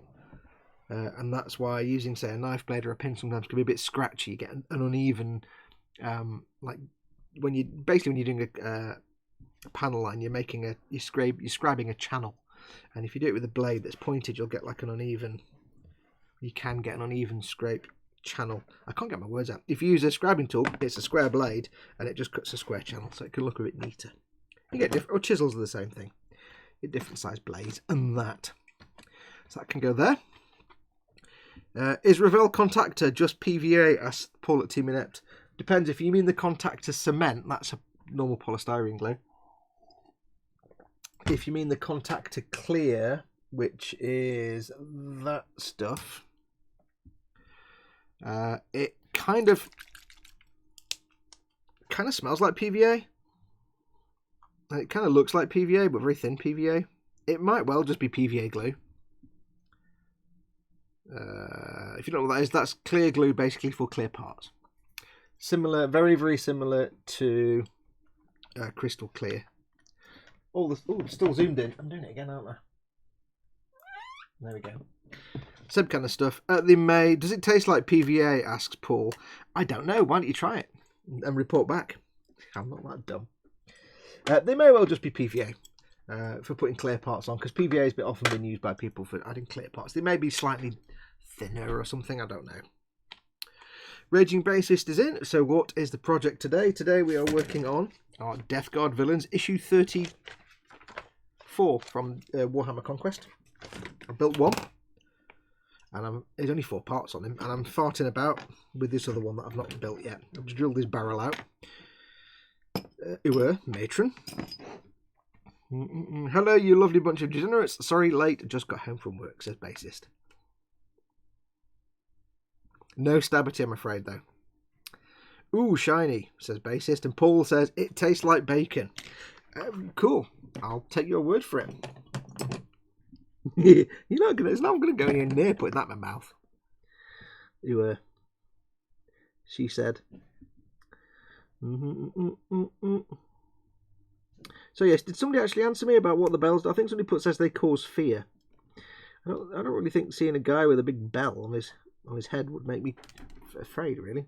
I think the fact he's a plague marine and he's making everybody die of horrible diseases is scary enough. Is there not a function for them? The bells? How are we doing? Not zoomed in. Good. Doodle-doo, doodle-doo, doodle-doo, doodle-doo. Can't quite get that. Mittens of blade. Alright, so let's gently trim that off. How are we doing for... How many people have we got? We have 59 viewers. Crikey, right, there's 59 of you. If you are watching, by the way, just in case you're not aware, if you are watching, but you're not in the live chat, come and join the live chat. If you're watching this where you can't see the live chat, if you're watching it embedded on Facebook or Twitter or LO or Patreon or somewhere, just click on the YouTube icon that's down here in the bottom right hand corner. And you too can come and join the live chat. If you're on a mobile device, you might need to sort of scroll down the page a bit because the chat might be underneath the video. If you're on an iPad or phone or something, it might be underneath the video. But do feel free to come and join in the live chat. I was going to ask though, if you remember earlier on, I was saying that because this week is ink outlining for the Sazabi, I will take some. I'll come up for air every now and then and probably play some Elite Dangerous or something, just to give my eyes a rest from squinting at tiny parts. Given that the quality when I stream video games, I stream through the Xbox app on PC, so I play it on the Xbox. That streams wirelessly to the Xbox app on my PC. It streams through the network. Streams to my PC. Start again. I play it on the Xbox. The Xbox streams the video feed to my PC, not through an Elgato or anything, but just literally over the network to the computer, to the Xbox app, and then over the internet into Streamlabs and then into the internet. But it can sometimes look a bit gnarly. If things move fast, it can go all pixely. Given that, would you guys like me to stream some Elite Dangerous at some point? Like if I'm just flying around and mapping stuff. Is there any interest in that? Just hanging out with me for a few hours at some point during the week? Or would you probably not watch it? So there won't be anything worth watching. And again, when things move fast, it might go a bit pixely because that's, I'm not streaming through an Elgato like a hardcore pro. The spells can be as scary as a sound in the distance in the night. Think about it a bit. Yeah, that's true. That's true.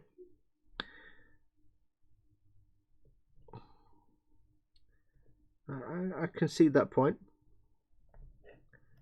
I guess if I was trying to get to sleep and I heard a mysterious bell sound, I'd be like, "What?" I'd be a little bit of poop might come out, perhaps.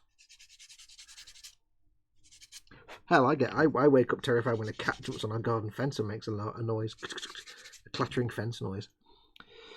Yeah, I'm okay. Week off. Lewis Williams says, yes, I'm okay. Weekend off, roll on Tuesday. Yes. Lewis is in, obviously.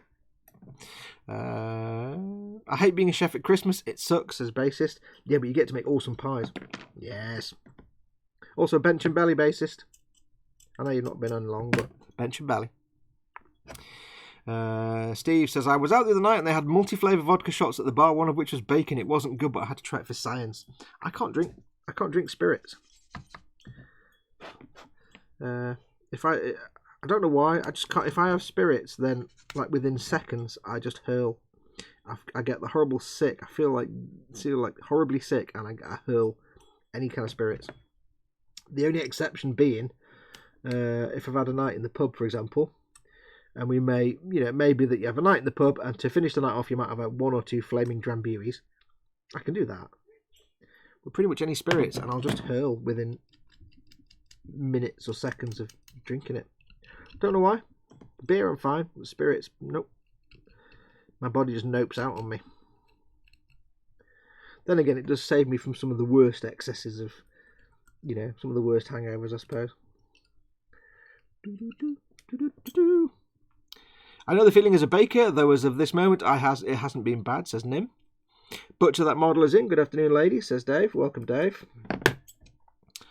Bassist says... Nim says, is Si even here today? Nope, Simon is not in today. He's not here. He's slacking somewhere. He's somewhere slacking off.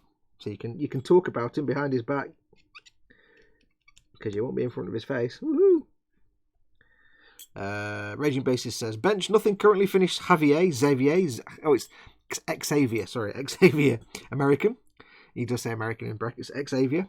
So now looking for my next one, which will probably be the Judge Dredd minis. And in my belly, nothing, absolutely nothing. Haven't eaten yet.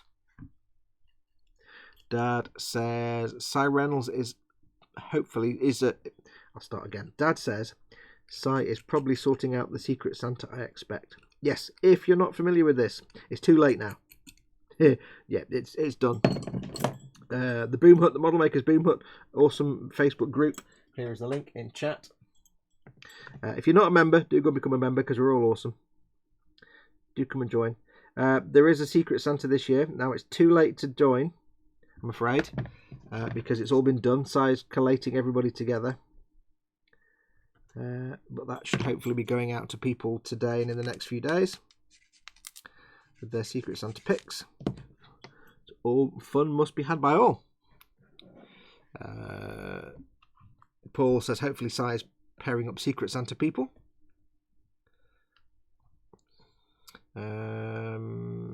Basis says I'm a pastry chef and I have to do regular chef duty, so I'm constantly fighting against jobs. Butcher that model says bench, then blooming pipes from issue 33. Belly, no idea what she who farts in bed is cooking. Yeah, them pipes, they're not hard, but the cleanup was a pain in the butt. As is most of the terrain, to be honest. Most of the terrain stuff like buildings and things. It's a pain to do the cleanup. Nim says I get to fight with the catering staff for a bunch of idiots. Excellent.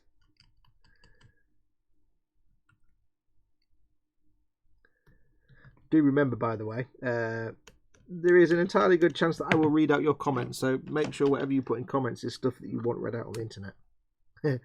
Yeah, I mean, don't obviously name and shame people, but just keep that in mind.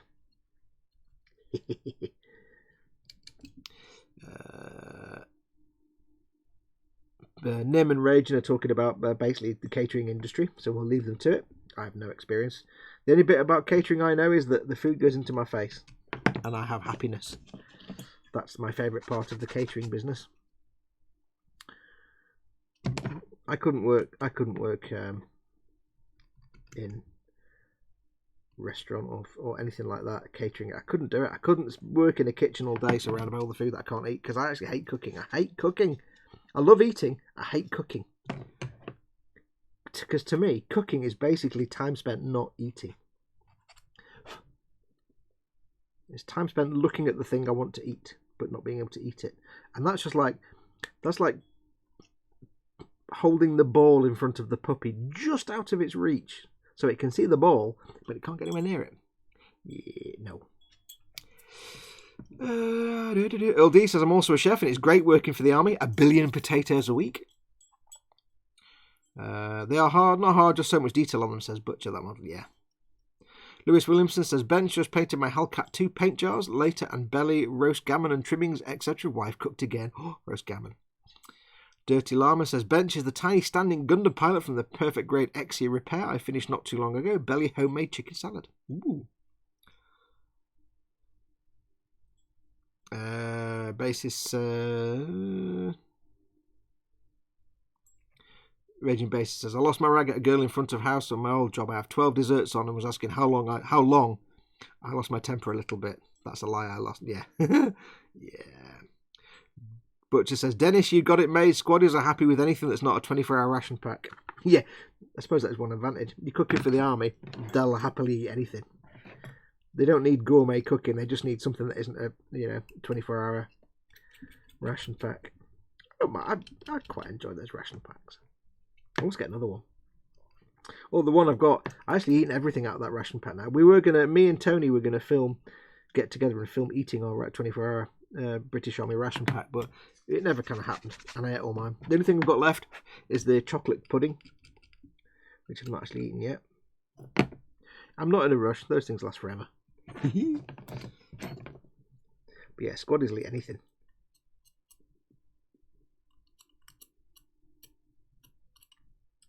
Getting hungry now. You're talking about food, making me hungry. Do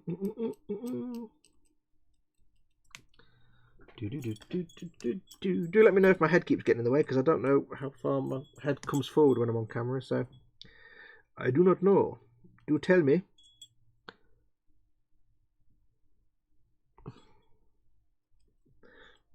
Little tiny details. Okay, people who are religious, any of you religious in chat, I typically Catholic.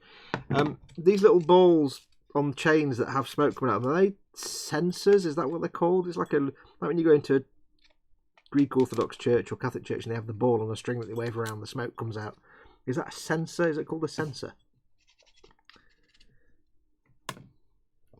I work in the officer's mess, says Ildy. Ah, you can't get away with slacking there in the officer's mess then. Yeah. Yes, they are sensors. There you go. Cool. I just trying to remember what they were called. Thanks, Nim. Trying to remember what they were called. Dirty Llama says, I will say I was tickled pink when I saw you use my Exia photo for the page banner. I put a giant smile on my face. Every now and then what I'll do is I'll take a photo. People put up pictures of their work in the boom hut. And I'll take one of the pictures. And if it looks cool, I'll just stick it up as the banner for a bit. I always put the name of the person. You might not see it on the actual Facebook page, but if you click on the image and see the full-size image, it always has the person's name on the right-hand side to credit them for their work. But yeah, I like doing that. Just a bit. It shows a little bit of love. Give a little bit of love back to the people in the community. Not always Gumpler, but often Gumpler. But not always. Just as long as something's cool, I'll put it up. We call them stenchers, says Candy Gramfomonga.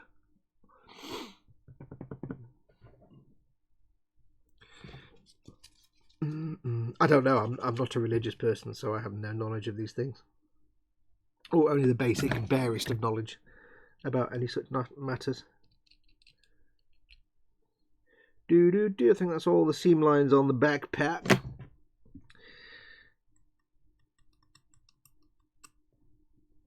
That's everything on there that I can clean up.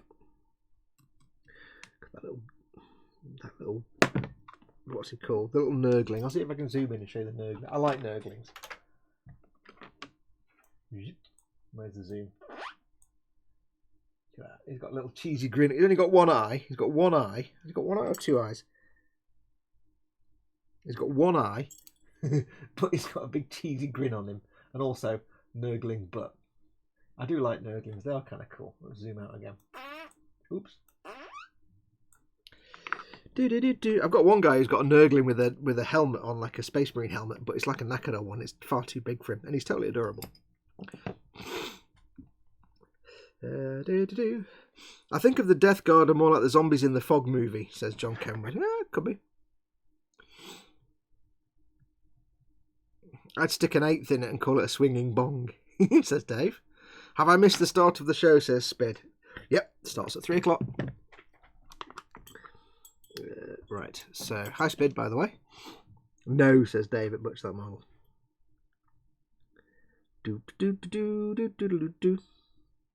Yeah, it does take me a lot longer to do these guys than it does Space Marines. Just purely because there's so many little nooks and crannies you have to clean up and sort out. But we'll at least get this guy done before Tend at Shore, I think. I built 2 of them. 2 of the 3. That's not bad for me, 2 dudes.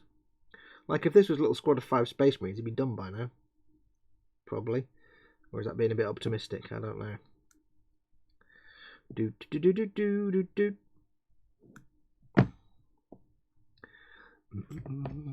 While I'm doing this, quick shout out, as always, to the three groups of people that support this channel. If you would like to support this channel, of course, please consider one of these options.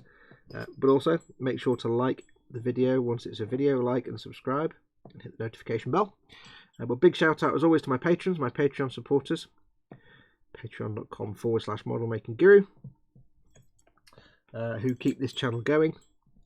I do this for my living and they provide the majority of my income, so I can never thank them enough. Thank you very, very much. They are awesome, awesome people, and I love them very dearly. My patrons are awesome. Oops, I'm trying this little tricky bit. This is most likely I'm going to stab myself with these little sensors.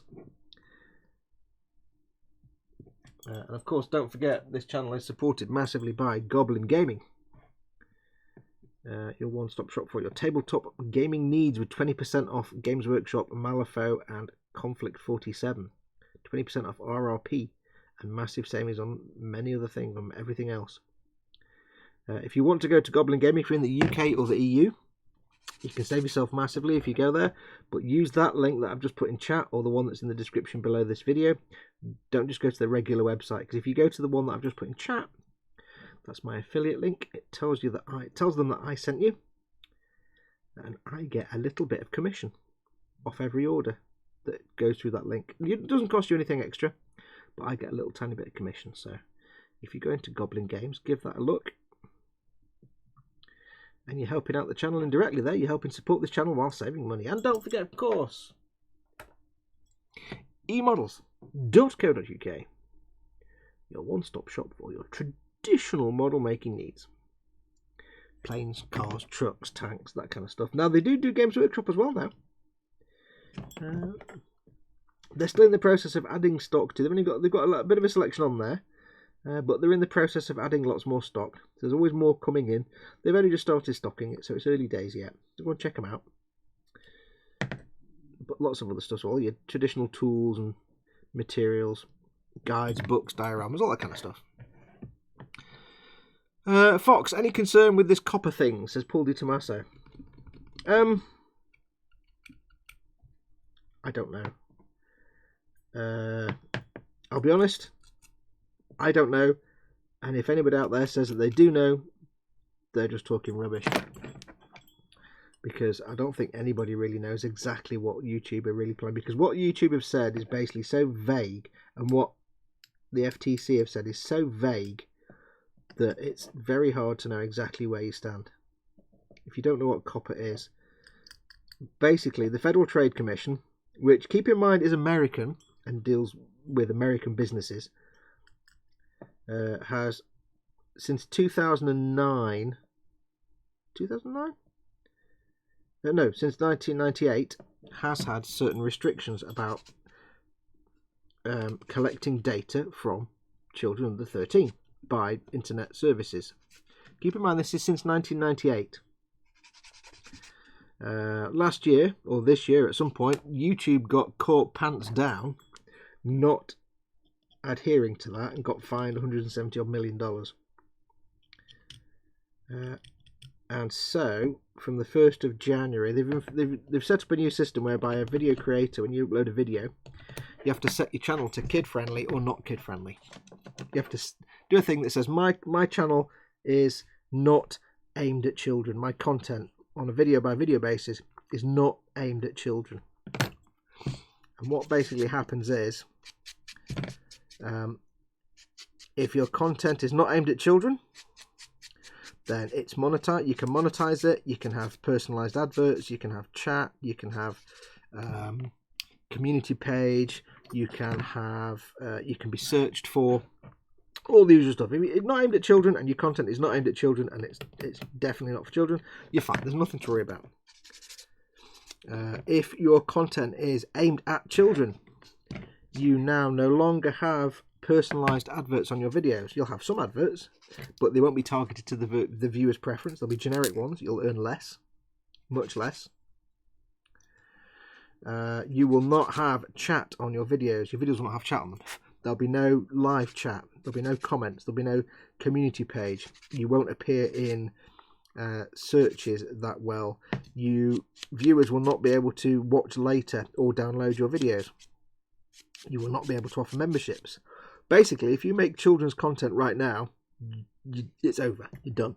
If all these companies that make a living by making videos for kids, that's it. They've gone. They'll go. They're going to make so little money. There's no point. Their time on YouTube is ended, basically. So anybody that anyone who actually makes children's content, little cartoon things for kids, and they're gone. That's it. If they're making a living doing that, they're not doing it anymore from January. The difficulty comes when you offer content that's not aimed at kids, but is not necessarily not watchable by kids. Because the problem is, if you make a video that's not, you label as not for kids, and YouTube says fine, and they put adverts on it, personalised adverts. If then a kid watches it, technically, that's breaching the FTC's regulations.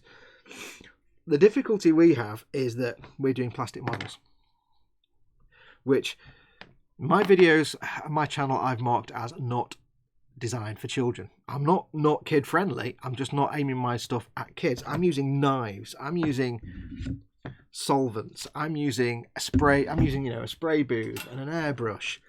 Show me a 7-year-old kid that you want using knives and tools, and it's not aimed at children. The things I show are aimed at adult builders. However, the subject matter itself, you could say, is aimed at kids. And so in terms of model making, people are saying, oh, well, the thing is, I might be making it for adults, but it could be construed as, it's child-friendly content, so I don't want to get any problems. And the problem is that, technically, if you make content that you say is not aimed at kids, if you declare your content as not aimed at children, and the FTC then reviews your content and decides it is aimed at children and you've mislabeled it, you can be fined up to $43,000 per video that breaches that. And everybody's getting panicky about that. But there's two things to remember. First of all, I'm in the UK. I don't care what the FTC does. I'm pretty sure the FTC can't sue a UK citizen. I'm in the UK. So, yeah, there's no... What are they going to do? Extradite me? However, there are things between the FTC and UK government bodies, so there is cooperation there. So that doesn't get me out of it completely. But the thing to keep in mind, I don't know either way, I'm not an expert, but the thing to keep in mind is, from my research, the FTC is massively underfunded, massively understaffed. It's quite a small government department, and they have to deal with a lot of other stuff. They don't just deal with YouTube. They deal with telecommunications, they deal with business stuff, they deal with lots of other, any kind of business related, the Federal Trade Commission, anything, there's like so much stuff they have to deal with. YouTube, all this is just one little bit of it. Now, YouTube have run an algorithm a few weeks ago that went through everybody's content, and in some cases took content that they thought was designed for kids and remarked it as designed for kids. So if you've got a YouTube channel and you've got video content, go through your video manager where you list all the videos and just see if it says made for kids. If they put something down that's made for kids, it's no longer monetized. You've just lost a lot of money off that video. You can kind of contact customer services and say, I don't think that's right. And they might switch it back. But that's all they're doing. It's not you. And people are going, oh, YouTube's rubbish. This is YouTube being evil. It's nothing to do with YouTube. They have no choice. It's a law. It's an American law that's been around since 1998. YouTube have to do it. Now, they are passing the buck to us. My stance would be, if I make a video that I'm aiming at adults and it's marked as adults and a kid comes along and watches it, that's YouTube's fault for allowing that kid to watch it. It's supposed to be for kids over 13 on YouTube. That's why they have the YouTube Kids thing. But whether that stands up, I don't know. But yeah, the FTC is massively underfunded, massively under budget, massively understaffed. I'm not too worried, given that there's probably 1 billion videos on YouTube. And the fact that they deal with a lot of other things. It's like, I say, they deal with everything from telecommunications, phone companies, mergers, business practices, all kinds of stuff. They don't just deal with YouTube. So not just the internet. How are they going to sit and watch hundreds of millions of videos? I don't think they're going to really worry too much about some of the smaller channels to start with. They're going to have to physically, manually watch videos to see, is that kid friendly or not? They don't have an algorithm. And as There's one thing that Jim Sterling mentioned in one of his videos, and he talked about this, and he said, you know, at the end of the day, the person at the FTC assessing these videos, they're able to look at a video and say, like his videos, for example, he's doing a lot of video about Pokemon, but he's also an adult-only content channel, because you can tell he is by, if you know who Jim Sterling is, you know he's not for kids. He says it wouldn't take somebody from the FTC long to look at and watch my stuff and think, well, it's Pokemon, but it's clearly not a kid's video aimed at kids. Fine, that's not a problem. So, yeah, I don't know, but I'm not particularly worried about it. I don't think it's the big Armageddon. For channels that do create children's content, they are bollocksed. Because they're just suddenly going to see their revenue gone. To non-personalised ads, you're gonna one thing I saw say it estimates people will drop 90% of revenue.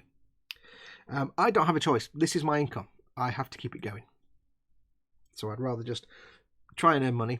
I don't think I've got any problems. I'm not aiming it at kids. I don't aim at children. I don't. If I look at my demographics, it's like the majority of my audience is over 13, over 18, I think. I think it's like 0.00 whatever percent of my viewing statistics over the last 5 years, and all the millions of views is like 0.00 something. I don't aim my channel at kids, and I will be quite happy to argue that it's not. Yes, it's a child-friendly subject, but I'm showing techniques that kids. It's not aimed at children. I wouldn't want somebody under 13 messing about with a blade or solvents or CA glues or alcohol or anything like that. No, respirators and spray booths. But ultimately, I don't know. I do not know. I'm not an expert. I've watched experts do commentary about it and say, we don't know. The language from YouTube and from FTC is far too vague. And frankly, anybody that says, I know all about it, listen to me, is probably talking out their ass, because they don't. They've got the same vague language that we've got. But there's not a lot I can do. I can either go to kid-friendly, in which case that's the end of this channel, because I'd have to go and get a job. And that's going to be the end of the channel. Or I can carry on. I don't think the FTC has the legal authority to sue a non-US citizen outside the US. It's not going to happen. It's just, no. So there you go. The worst that can... some people are saying, I'm just going to start swearing in my videos, and that makes it not kid-friendly. Yeah, good luck with that, because then it makes it not advertiser-friendly. So there you go. You're going to learn less money that way. Let's have a look. Raging Bassist says, I wanted to ask, when airbrushing, do you always need to wear a respirator? Yes. End of argument. That's it. There's no more complicated. If you're spraying anything, if you're outside using rattle cans, you can wear a respirator if you want. You don't have to, because you're outside, and you just make sure you're not facing the way the spray is going. When you're indoors doing it, always wear a respirator. What's supposed to go into your lungs is air. What's not supposed to go into your lungs is atomized chemical paints. Now, there are people out there who will say, if you need your lacquers and stuff, but if you're using acrylics, they're just water-based, they're harmless. No, that person is an idiot. It doesn't matter what you're spraying. If you are spraying in a spray booth, you must always use a respirator. Because none of that stuff is supposed to go into your lungs. I've seen people say, well, I've got a spray booth. That sucks in all the particulates. And the reason you wear a respirator, by the way, and not a mask, like a dust mask, is that a dust mask is designed for dust. You want a respirator because it's not that you're sanding something and getting loads of dust kicking up. It's that you're spraying something, and that paint is being atomized. It's being made into microscopic particles of paint, and also there's vapors from the paint coming out the airbrush. And people say, well, I've got a spray booth, I'm alright. It's like, no, tell you what, next time you spray something, shine a light towards your spray booth. Like if you've got your spray booth there, You spray booth here, you spray in that way, shine a light that way, or shine a light from behind the spray booth over the top. And what you'll see is, even if you're carefully spraying into the spray booth, you'll see clouds of stuff come out the spray booth. They'll come out, and often they'll go back in again like that slowly. But you'll see, if you've got a light source near the spray booth or to the side of it, you'll see clouds of atomized paint coming out, because you're spraying away. And yes, you've got a spray booth with a suction thing on the back, and if it's like the one I've got, the sort of generic Chinese one, they're pretty good, but they're not super powerful. And you know, the foam at the back might be a bit gunked up with paint. There's no guarantee it's getting everything. You will see paint coming out, and it eventually does go back in. But if you're spraying and you've not got a mask on and that stuff's coming out, it can go into your lungs just as easily as into... You've probably got more suction power breathing in than the fan on the back of your spray booth, unless you've got an industrial one. So, don't be a chump. I always say to people, don't be a chump. You can either spray and wear a respirator, or you can get emphysema and die 30 years from now. If you're spraying. And people say, well, I only spray a little bit every now and then. It's fine. I only breathe in vaporized cyanide gas once every now and then, but, you know, not going to do me less harm, is it? So, yeah, always wear a respirator. Don't wear a dust mask, because it's not dust, it's vapors. Make sure the filters you get for your mask are certified for VOCs or for paint fumes, because it's not just the particles of paint, it's the vapors and the fumes. I mean, especially with lacquers, that stuff, you open a pot of lacquer and just sit there for a minute, you'll go woozy just from the pot. So yeah, that's the golden rule. And if you've got a respirator and you're spraying and you can smell or taste the paint, you stop, you change your filters. If you can smell it, it's in your lungs and it's doing you bad, doing you harm. But the people that turn around and say, well, it's a water-based paint, it's an acrylic, it's harmless. No. No. Because it's not just a pot of water and some colour, it's chemicals. It's all horrible nastiness. Right, that needs to go on the back there. Oh, dinner's ready, says Butcher That Model. Thanks for popping in there, dude. Butcher That Model is about half an hour behind. It says, bolter of all varieties get drilled. It's a good solid shot weapon. Plasma, get a dot in the barrel end, same colour as the plasma coils. Too late, I've drilled it out now. That was half an hour ago. Nim says, I don't have an airbrush. Spade says, no one knows for certain what's happening with COPPA, just lots of running around and screaming and inciting mass panic. I have pitchforks and tar-soaked torches for sale on my channel for anyone wanting. Yeah, I mean, if you make children's content, you are flocked. That's it. You're going to have to go somewhere else and earn money. You are just knackered. I don't make children's content. I know it's not unsuitable for, but for some reason, and the big YouTube cull to set people to kid friendly, all my videos were fine and left as adult. The difference is, like I say, that FTC don't have an algorithm to run automatically. They have to sit there and get eyes on and go through channels and videos and assess them. And my channel's got 600 videos on it or something, and I'm just a small channel. So there's millions and millions of channels. Are they really going to sit and watch? No. I think what you'll find is they'll probably look at some big names. They'll look at obvious standouts. They'll look at complaints received and things like that. For a little small fry like us, we'll probably never even get looked at. But even if I did, I'd probably be able to argue it, I think. I hope so. Otherwise, I'd just get massive fine and I'm bankrupt. But hey, what are you going to do? That's me out. My channel is aimed at kids and new model makers, says Butcher That Model. Just mark the videos you've already done as aimed at kids and make any future videos, because you've not got like 1,000 billion videos on there. Just mark any videos that are kind of aimed at kids as made for kids and draw a line under that, and make sure, if you want to earn money doing it, make sure anything after that is aimed more at adults. Or just keep it as, if you're not doing it for the money, keep it as aimed at kids. Some people do this and they don't really care if they make money or not. So, you know, if you're not in it for the money, it doesn't really matter. Then you're not really going to bother if you lose most of your advertising revenue. I'm doing this for a living though, so I kind of need it. So, right, we need to glue the backpack now. Do I want to glue this backpack on? There's a question. That creator is off. Adios. See you guys next week. Raging Basis said, I just visited your Amazon link and added a mask and filter set to my basket. Thanks, Fox. Oh, yes. If you need to pick up, if you're in the UK or the EU, well, if you're in the UK and you want to get yourself a respirator and all that and filters, there is a link in the description below this video for my Amazon store. where there is a 3M, I think it's 7 Series, 3M mask and some other bits and bobs in there. Go and pick it up. There's stuff in there for you to have, and other stuff as well. If you're in the UK though and you need to pick something off Amazon, before you go and buy it just off your own bat, do go and have a look, because if it's probably something in my store. If it's something we'd all find useful, it's probably already in there. And you are helping this channel out if you get stuff through my Amazon store. If not, if there's something you want and it's not there, give me a shout and I'll add it to the store. It takes me but a moment, but it's UK only, unfortunately, as are all the things it seems lately. Yeah, so COPPA, nobody knows. I was watching one video from some like social media lawyer, I can't remember who it was now. And apart from the fact he insisted on shouting all the time and he had a very annoying voice, he said, I'm an entertainment lawyer. I'm a social media and entertainment lawyer. I know this crap inside out.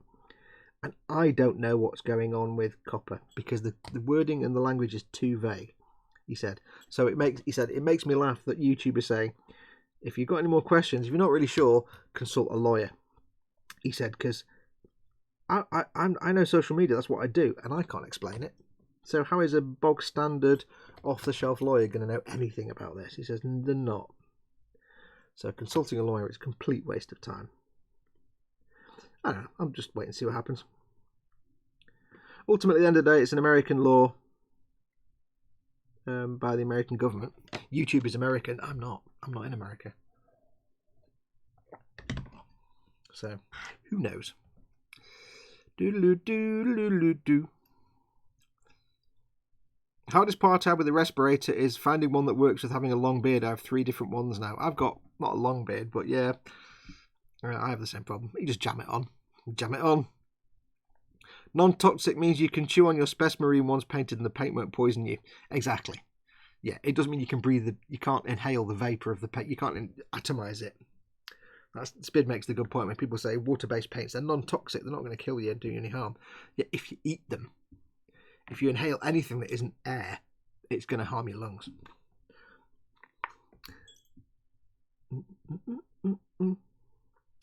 I don't think I'm going to be painting problems with that backpack. All the dangly balls. Dangly balls!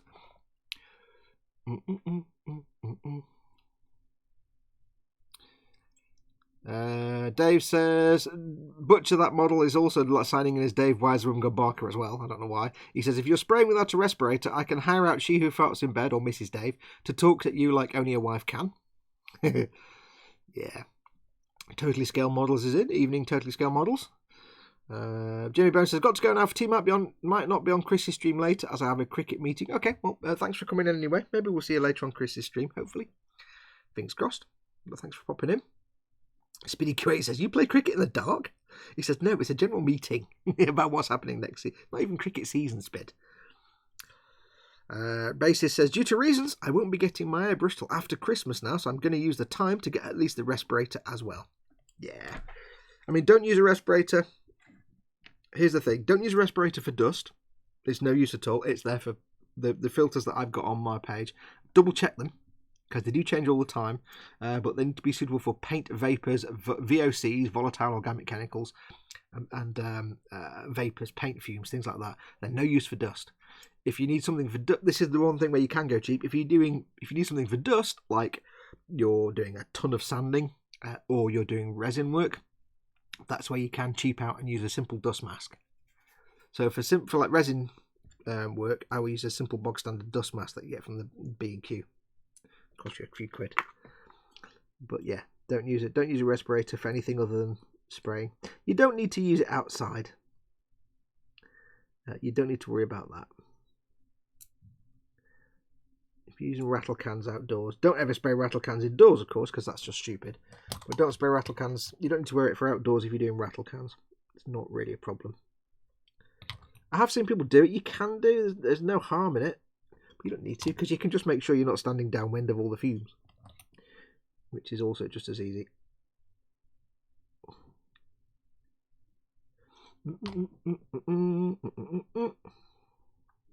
Big dangly bell. I mean, Imagine walking along, and I know the idea that the bell does this, that, and then causes fear, but imagine if you... I mean, I've got some dog tags on, and they make a little jingly sound, which can get quite annoying. Imagine a bell the size of a house over your head. Yeah, you wouldn't move. You wouldn't move. Death 0079 says, I might start wearing a dust mask from sanding sponges. That stuff will irritate my throat after a long session of sanding. Yeah, I mean, I should. I'm quite bad at it. I just crack on with sanding. I don't even bother with the respirator. I mean, the mask. You should really. I mean, even when you're sanding plastic, if you're doing a lot of it, you should really wear a mask. I don't know. I'm terrible for that. But it's true, like, you know, the next day after I've done a load and load of sanding, lots and lots of plastic sanding, you can feel a bit rough the next day. It's because you're breathing the stuff in. So I should wear a little dust mask, really. The only downside, the only thing I hate about respirators, though, is there's nothing more I hate than, like, you just, especially when it's like a big, long painting session, you come out of it and all you can smell is face. It's horrible. It's a horrible smell. All you can smell is face or mouth. It's not pleasant. Right, get this arm on. Let's get the arm on.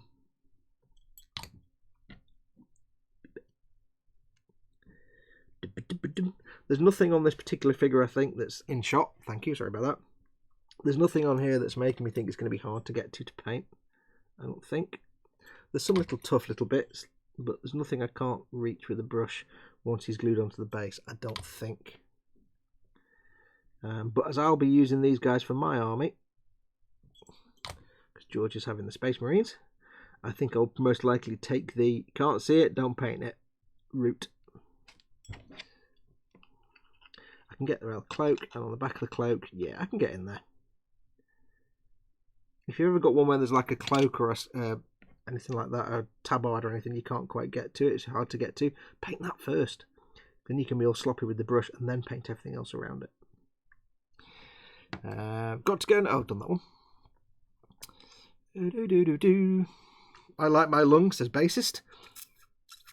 Just added these to my basket with a mask from your link. 3M06115 pair of gas vapor filters for 7 or 7,500 filler profile masks, and a half mask and full mask respirators. Yeah, they're good. Gas and vapor, that's what you're after. Keep in mind as well, if you do have a respirator, here's something that most people forget. The packs you get, the packs of filters you get with the respirator, they do have a shelf life.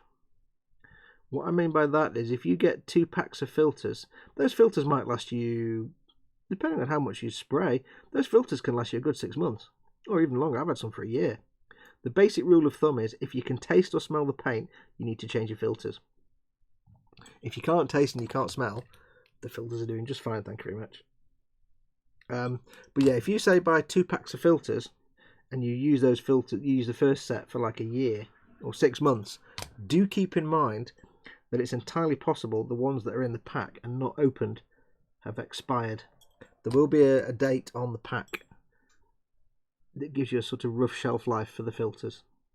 So do keep that in mind. You can't just get like 10 packs of filters and 3 or 4 years from now be happy that you've got all these filters, because they will eventually expire. They're all charcoal activated stuff and they will eventually expire and be useless. So keep that in mind. Don't go and buy, don't stockpile like 10 packs of filters, because most of them will be unusable. Let's have a look. Spid says, I wanted a guy on SMCG. Don't know what that is. Tried to tell me that spraying with that respirator and 2K paint was safe. 2K paint is proper industrial lacquer paint. Safe to spray indoors because the quantities were small and his wife was a registered nurse. I lolled and left. Yes. No. One of the reasons I don't use lacquer paints, or I've used them like once. One of the main reasons I don't use lacquer paints is that lacquer paints stink and are horribly toxic. But I'm not the only person in this house. So even if I sit here and wear a respirator and have my spray booth on, that's all well and good. But if I go downstairs and I can still smell lacquer paints, that means everybody else in the house is breathing in lacquer paint fumes, and that's not good. So yeah. Butcher that model. I'm back. I was signed in as Dave on my phone. There you go.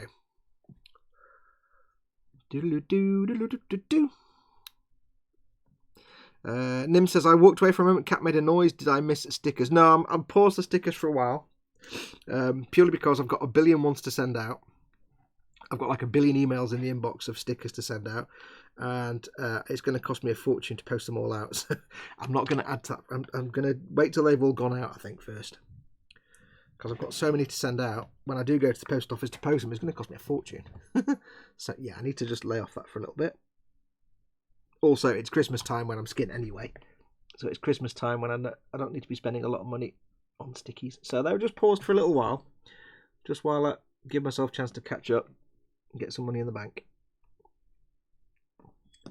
Because that's the thing, it's not cheap.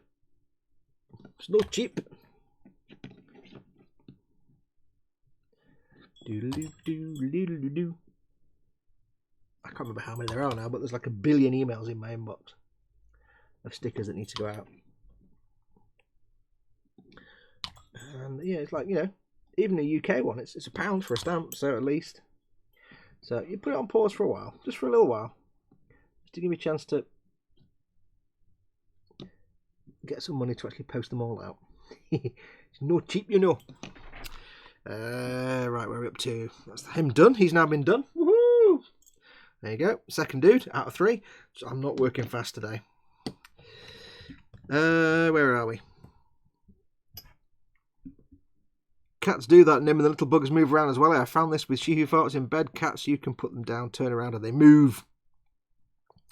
Bassist says, that's my only issue with Hero Forge, because it's all 3D printed. It's already attached to the base, and with my Mini, he has robes, which made it a bit annoying. Yeah, if you can get in, it's a case of sometimes just do like the back of the trench coat or the robes.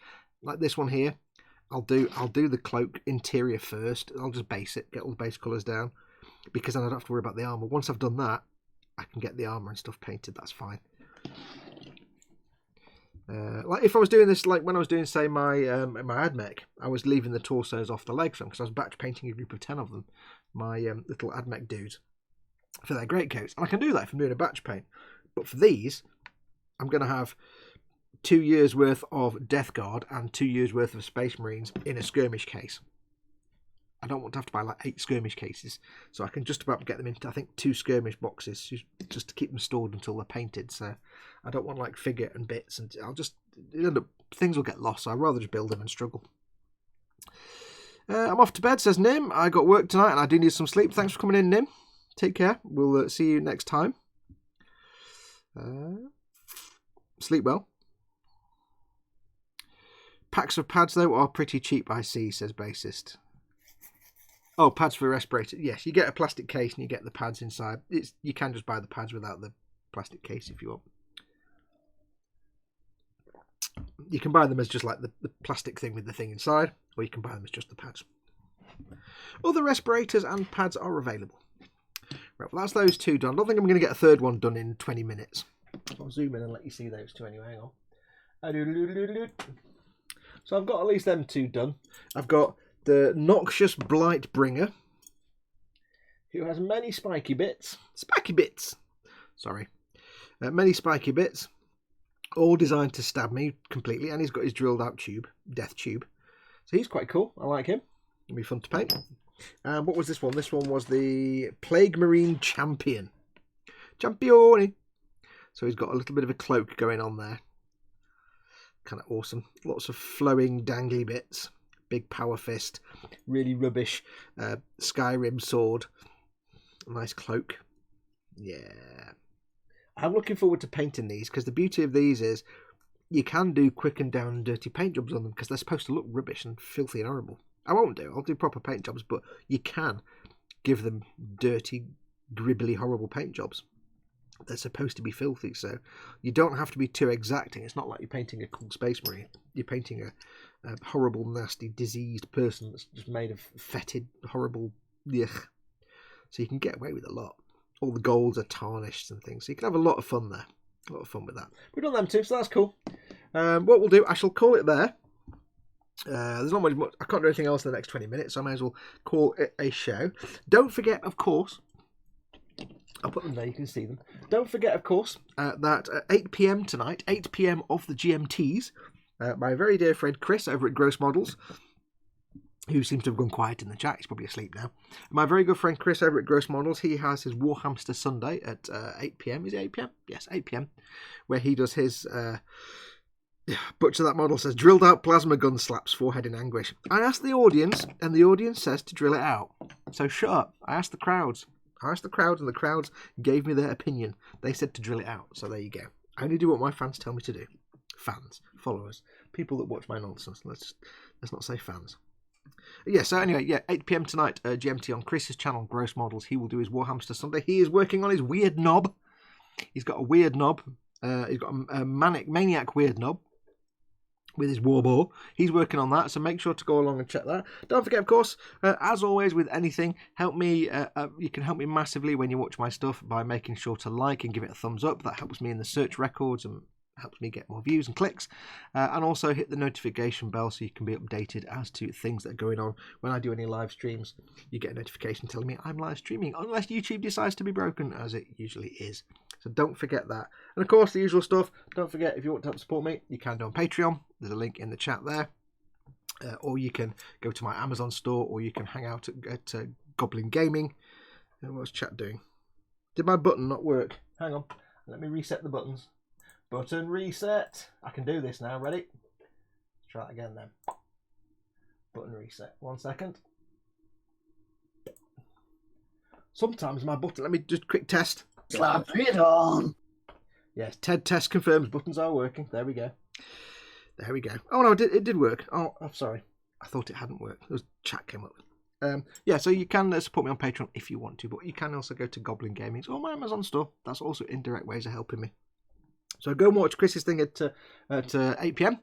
Chris, Ted, Colin and I will be back on the eModels channel tomorrow. That's tomorrow, Monday night at 9 PM GMT for the eModel show. The usual Monday night stuff and hanging out. Like I say, I am cracking on with the Sazabi. I'm not filming the Sazabi now. I know it was a Patreon exclusive series. It's not being filmed. I'm just cracking on.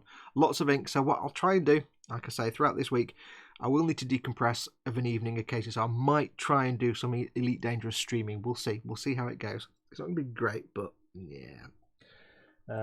What else? And then, of course, next Sunday. So there you go. And if we get the any more of the Warhammer Conquest stuff turn up, or the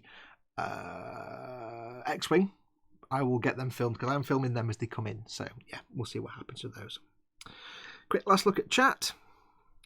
I'm out, so I can't watch Warhamster. Sorry, Chris, with Gross Models. Dad says I might get an upgrade on the Bane Blade. No.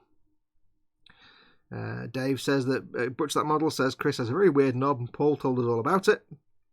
Chris, Gross Model says he has started the Bane Blade. Squee!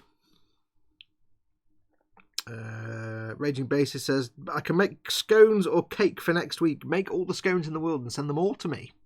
Allow me to put them into my face, and that'll be kick-ass. Candygram says the Sazabi's looking magnificent.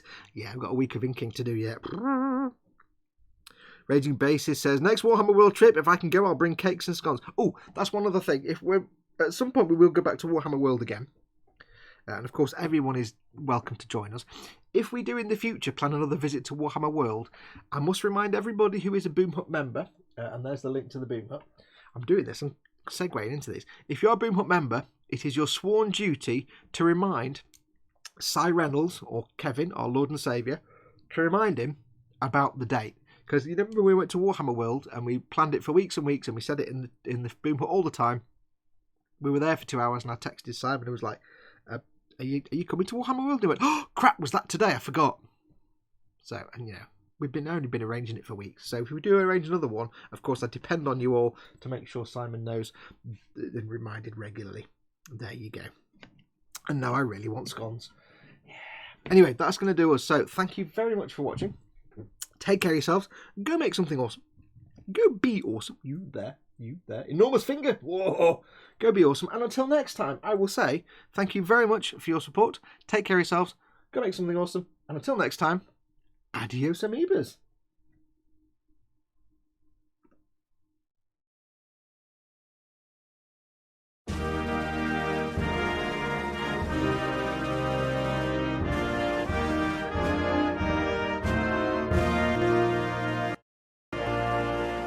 Slap it on.